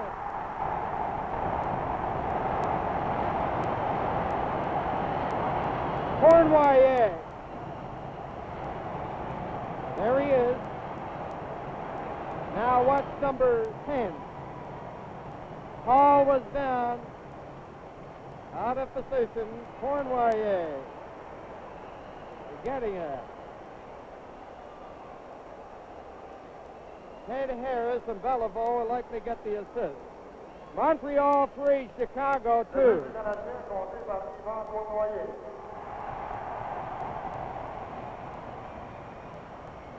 Assisté de Harris et Béliveau à 8 minutes 59 secondes. Canadian goal scored by Yvan Cournoyer, assisted by Harris and Béliveau. The time 8 minutes 59 seconds. 8 minutes and 59 seconds.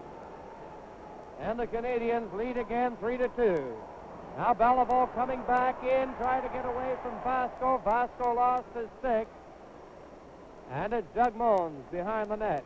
A pass goes on the right side of Jared, back to Moens. Moens coming out, ran into Russo, cleared it.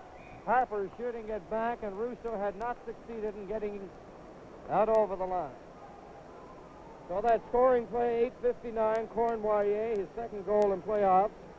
Ted Harris and Beliveau assisting, and Mackey was off for Chicago.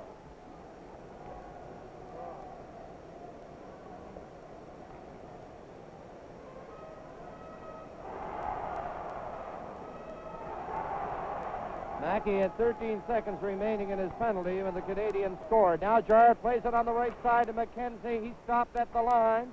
Duff trying to get a pass away. In over the line comes McKenzie, and Makita was still in Canadian territory.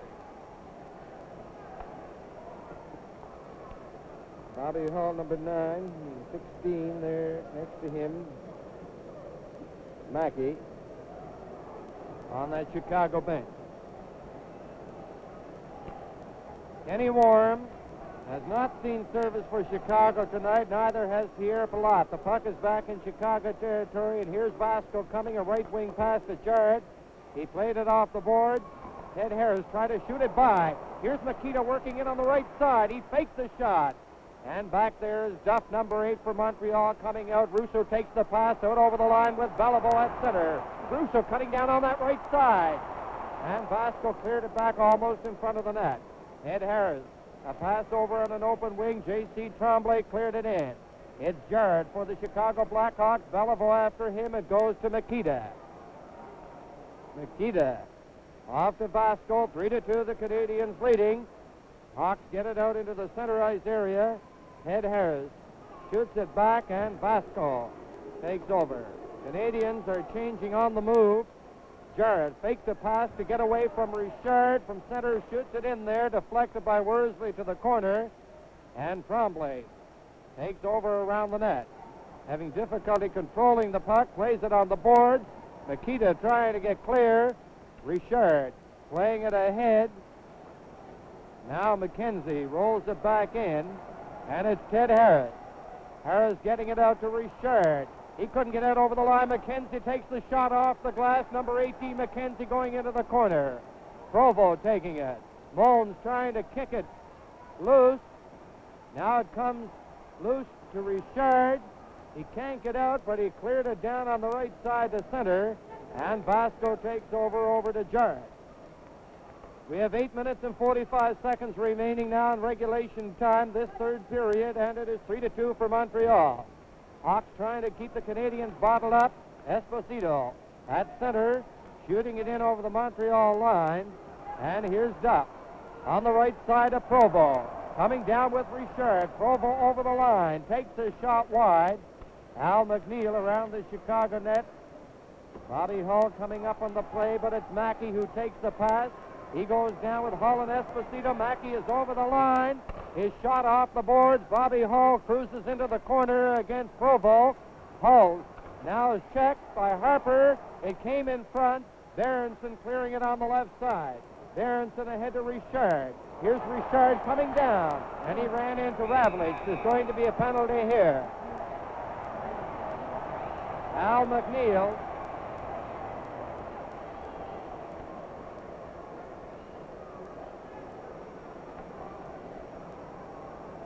Number 19. He's going off reluctantly now. It'll likely be charging against the deal of Chicago.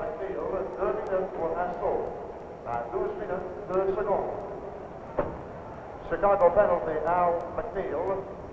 2 minutes for charging. The time, 12 minutes, 2 seconds. At 12 minutes and 2 seconds in the third period, Al McNeil of the Hawks for charging. And the Hawks, that group that's out there now, must be getting pretty tired. They have played a tremendous amount of hockey tonight, and I don't think I can recall a night when a bench has been so thin and only the top end of the line used so much. Belleville, Richard, Rousseau, J.C. Tremblay, and Harris. Belleville is waved out from the face-off shore. And Richard is going to face off against number 15, Nestorenko. Nestorenko and Hay up front. Vasco and Ravlich on defense. Cleared down the ice by Hay. And Belleville goes back after it. Here's Belleville leading the Canadiens attack out over the line. He comes to center down to the Chicago line. Over the Chicago line. Dropped it back to Harris off the board. Richard gets it. Here's Richard. Back to Ted Harris. Harris clearing it in. Bobby Rousseau over to Richard, and his shot was away wide. Now Hay lost it to Belleville. Belleville back near the point, and it's off his stick out into the center ice area. Tremblay back for Montreal, hands it off to Belleville. Belleville put it right on Hay's stick. Hay going in, and a booming shot from the line high and wide. J.C. Tremblay. Now a pass to Belleville, out with Rousseau and Richard. A long left wing pass. Stopped by Ravlich. Now Belleville knocked it away from Nestorenko. Here's Belleville trying to cut in front. Around the net. Playing it to the boards. It goes to J.C. Tremblay. Here's Belleville off the boards again. And Vasco cleared it. Now Rousseau to Belleville. He centered it right in front. And Nestorenko finally took it from in front of Hall. Richard tying up Nestorenko. Ravlich goes in against Rousseau. And the play is stopped. This game is coming to you from the Forum in Montreal. Driving at the happy motoring sign, get Esso quality every time. Look to Imperial for the best. Fill in and win.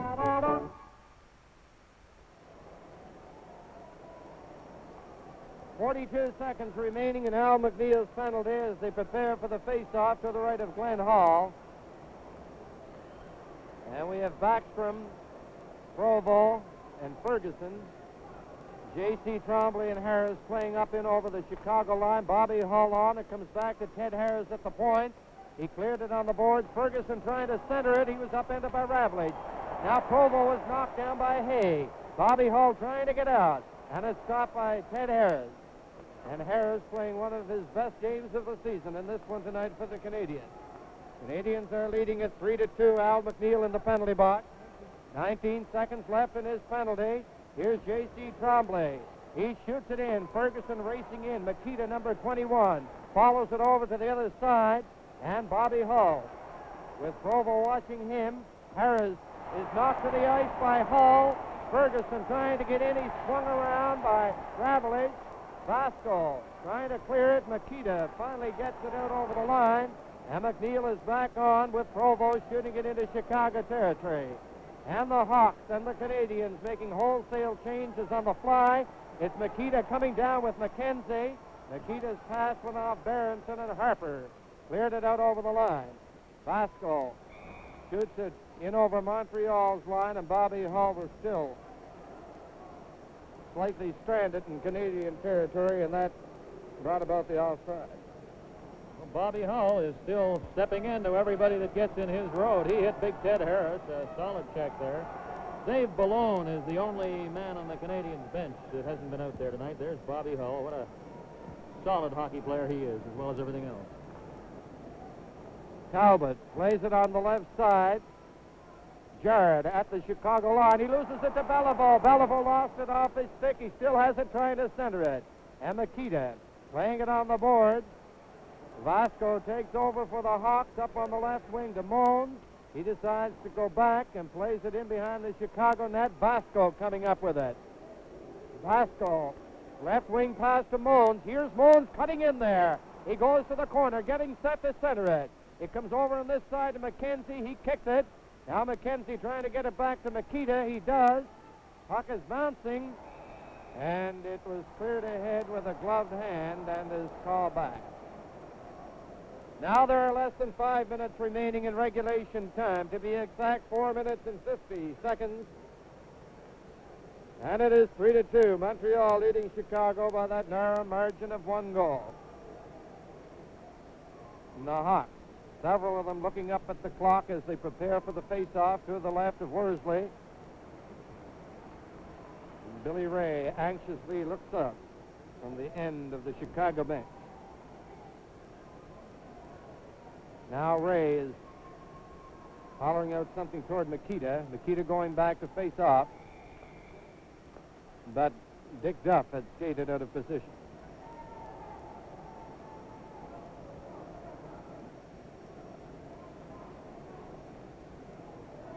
Now we're all set again. Back it goes to Jared, number 20. He takes the shot, deflected by Makita around the net. Mons going in on the boards, gets it back to the point of Vasco. There's a shot. Makita following it to the corner, tries to center it. It's knocked down by Worsley. Ted Harris playing it on the boards. It's stopped at the point. No, Vasco couldn't get it. And it rolls down to the Chicago zone. Jared has it there. To the Montreal line to J.C. Tremblay. His weak bouncing shot wide of the Chicago net. It's Vasco in behind Hall, turning to get away from Beliveau. Now Vasco coming out. Still has it. Got away from Russo. He played it ahead to Mons to the Montreal line. Mons over on the right wing boards to McKenzie. He shoots it. And J.C. Tremblay stopped it in front of Worsley and cleared it off the boards down into Chicago territory. Now there are exactly 4 minutes remaining in the third period. Tremblay ahead to Beliveau. Beliveau, a right wing pass to Russo, winding up for the shot. And a booming shot was wide. Now Makita starting out, stopped by Ted Harris. They both went down. Duff on the right side, backhands it off the boards into the corner. And it's Al McNeil in there, and again the Canadiens and the Hawks are changing. Here's Mackey, a pass ahead. It goes to Esposito. Esposito stopped at the line by Harper. Backstrom is coming back with Roberts. Backstrom shoots it. And Glenn Hall in front of the crease had to be quick on that. Bobby Hall trying to get away. His pass hit Berenson. McNeil goes back in his own zone. Now it's Provo coming in, and Berenson was offside. 3 minutes and 12 seconds remaining in the third period.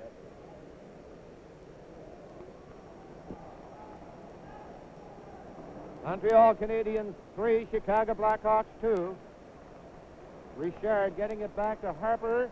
Harper shooting it in. Hall leaving it for McNeil. Now then McNeil up on the left wing boards, a pass to Esposito. Harper falls, and he's on top of the puck, and the play is stopped. Well, the tightness that is in any game that's 3-2 late is on, and of course this one has seen the Chicago Blackhawks, who have been outmanned tonight in a physical, total sense, struggling uphill here. Talbot from the Montreal line plays it up, and it's Ravlich there for Chicago. Richard turning. Over on the wing it goes. Bobby Hall going up after it. He passed it in on the line, and Richard lost it there to Mackey. Mackey trying to get the shot. It's Richard racing away from Montreal. A pass stopped by McNeil, who cleared it up to the Montreal line. Harper knocking it back into Chicago territory, and now Ravlich coming out, getting away from Richard. It goes to Esposito. Esposito is in on the line, and Richard bumps there by Hull. They both went down heavily. Puck is back at center. And Hull and Richard having difficulty disentangling. Now it's Ravlich coming up with Mackey, who takes the pass. Mackey over the line, right in front of Ravlich. And Berenson took him out of the play. Esposito on the boards with Provo. Now it goes to Esposito again. Provo cleared it back into the corner. It's Provo, number 14 for Montreal, around the net. Playing it to Berenson, who couldn't get it. It's at center. Ravlich. A pass to Al McNeil. And we have now less than 2 minutes remaining, 1 minute and 40 seconds. Worsley went down. Puck is out to center. Makita over to McNeil. Chicago clearing it in. They're trying to hem the Canadiens in. Now Worsley ran into Esposito. Bobby Hull trying to get it clear. And it's Provo. Over to Richard. Richard cutting in. A backhand shot. And Glenn Hall got it and caught it. And Richard and Makita had some words. This game is coming to you from the Forum in Montreal.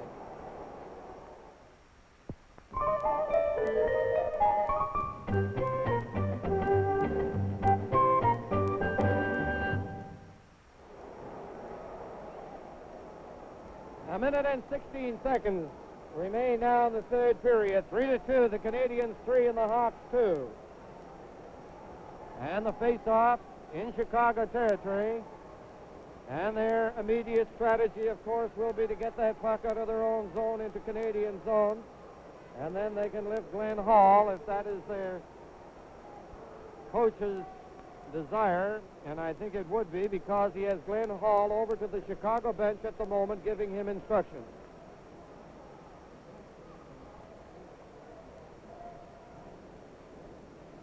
So for Chicago, we have Hull, Mackey, Hay, Mones, Makita, and McKenzie. So they'll have to take one of them off. Mackey is coming to the bench. And with McKenzie going out, that means that McNeil has to come off. So the face-off between Makita and Beliveau. And the face-off, it goes to the corner. Bobby Hull on the board. Plays it to the other side. Provo moves in there trying to get it and center it. It comes behind the net. Now here's Talbot. 1 minute and 4 seconds remaining. Off the boards, it goes sliding down to Montreal territory. Bones takes it in. Glenn Hall started out of the net. J.C. Tremblay has it. Mones is after him. It goes to Provo. Provo shooting it out over the line. Talbot is upended. Now Makita coming to the Canadian line, and Beliveau takes over. 38 seconds remaining. Beliveau ragging it. He's back to his own line. A left wing pass to Talbot. Talbot shoots it off to the corner, and it's Hay, number 11, in there for Chicago. It comes out in front. Here's Provo getting a loose puck, a shot, and he hit Bobby Hull. And the Canadiens tying up the Hawks in their own zone. We have 17 seconds now remaining. Bobby Hull, a pass over to McKenzie. Hall is coming out of the net. McKenzie shoots it. Off the board. Mones has it. Hall is out of the net. Now there's a left wing shot going down in over Chicago line. Ends the game. And the Montreal Canadiens win the opening game of the 1965 Stanley Cup Final Series. So the score, Montreal 3, Chicago 2. This game is coming to you from the Forum in Montreal.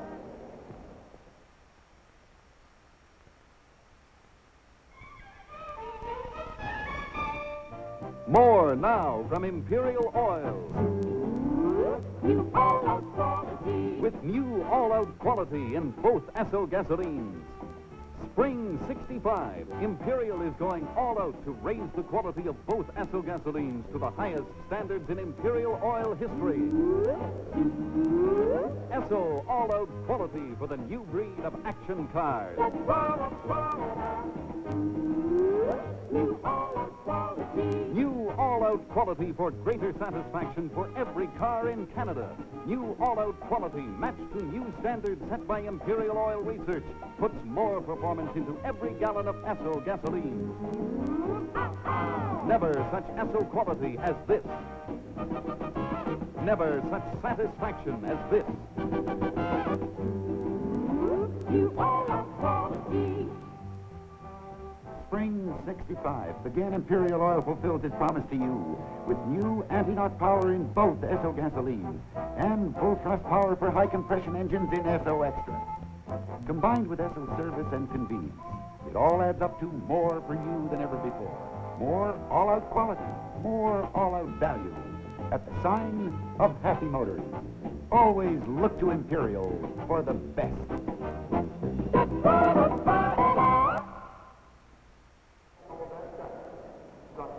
Number 1 star is picked by Tim Horton tonight, Jean Beliveau. John, congratulations on a wonderful game. Thank you very much. I'm certainly glad, not for the star, but for the win. John, you were skating out there tonight like a youngster. Where did you get second wind or something? You were fantastic. Well, to tell you the truth, I've been stuck with a deep chest cold for the last 2 weeks, and I thought myself that I had a little hard time to skate, but I think seems to be going all right. It certainly was tonight. Was it a tough game? Was it a hard hitting game at all, John, or not? Well, I don't think it was one of the hardest playoff games we played so far. We tried to keep skating, but I know our team didn't skate at all. We thought that our main forte to be to skate those guys, and I don't know, maybe the boys were a little tight for that first game, but I'm sure that we can skate a lot better. Well, John, congratulations again. A wonderful game. Let's go back to the studio for Tim Horton, his reasons, and the other stars. Thanks very much. Thank you, Ward. And here's the gentleman who selected Jean Beliveau as the first star, Tim Horton. Tim, I think before you get on to the second and third stars, how about telling us just why you picked Big John? Well, I thought Big John played the best game that I've seen him play as far as the two series go. He certainly played better tonight, I think, than he played even against us, which he had no complaints the way he went against us either. But he was forechecking very well that third period. They couldn't seem to get the puck out of the Chicago end when he was in there on top of them. And in the second period, there were 2 or 3 or 4 times, I guess, that he made very good plays that could have resulted in goals, and there'd be no complaint because they were deserved goals. And in the last period, he set up the goal, or did the real spade work on that winning goal, too. He carried the puck in. Harris shot it from the point, and Cornway deflected it, but Big John did the work on it. All right, Tim, how about number 2 star? For number 2 star, I picked J.C. Tremblay, the Montreal defenseman. I thought he played a very good game. He was getting the puck out of his own end well, and he didn't give the puck away. He controlled the puck very well when he had it. And just for his overall all-round play, I thought he was sort of an ace general right there tonight. Tim, this was a game in which, I guess, basically it was a defensive hockey game. So I think maybe your third star coming up might be a defenseman, too. Well, I'm glad you explained this, or people are liable to think I'm very prejudiced about defensemen. But I did pick Matt Ravlich of the Chicago Blackhawks for the third star. I thought he played a good game, and not perhaps as well as Tremblay, but he did get that goal. And when a defenseman gets a goal, this is just sort of a bonus, because I don't think it's really expected. But it's very welcome when it comes. It's very welcome, especially being the tying goal. It puts Chicago right back in the game. Right back in the game. Tim, the Blackhawks, as you know, didn't have Pierre Palat and Kenny Warham on the ice. They were dressed, but they didn't play. This is going to be a different hockey club when they get out there. Well, that Kenny Warham, there's not too many people can skate like Ken. He can add an awful lot of zip to that scooter line. And Palat is a very good offensive defenseman, in my opinion. He will certainly help, especially like we mentioned earlier on their power play. I don't imagine you've had an opportunity to talk to any one of the Chicago people to find out just how serious these injuries are. No, I don't think they disguise them as well as we do in Toronto, but I don't think they broadcast it all over either. All right, Tim, thank you very much. The 3 stars once again then, Jean Beliveau, J.C. Tremblay, and Matt Ravlich. The shots on goal, Canadiens 32 to the Blackhawks 24. The scoring plays in the second period, Richard from Berenson, Camille Henry from Bobby Hull, and John Ferguson. It was 2-1 Montreal at the end of 2. In the third period, Matt Ravlich tied it for the Blackhawks from Mackey and Nikita at 2:38, and then the winner, Yvan Cornway from Harris and Beliveau at 8:59, with one of the Blackhawks as resting in the penalty box. Tim, we have just about 30 seconds to go. This series has just started. It's a long way from being over.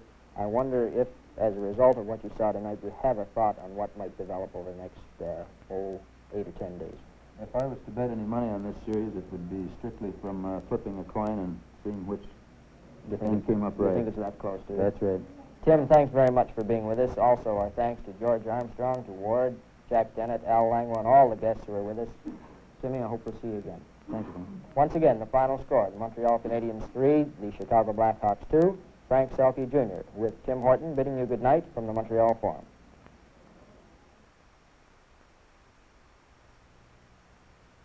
Win an action car. Be sure to ask your SO dealer for a free entry form. Enter often. One car given away every playoff telecast. Join the SO all-out quality celebration. This is Murray Westgate saying goodnight from Imperial Oil Limited and SO dealers, agents, and distributors, serving your community. The second half of tonight's Stanley Cup playoff has been brought to you by Imperial Oil Limited.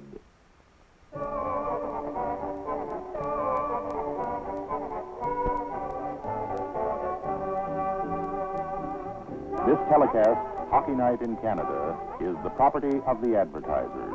Reproduction by any means in whole or in part without permission is prohibited.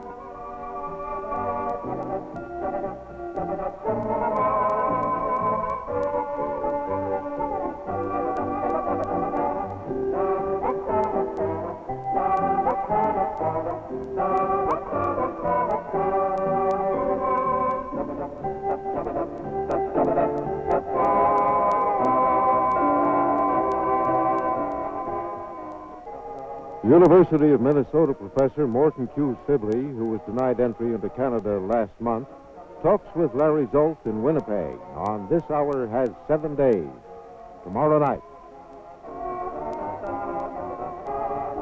This is the CBC Television Network.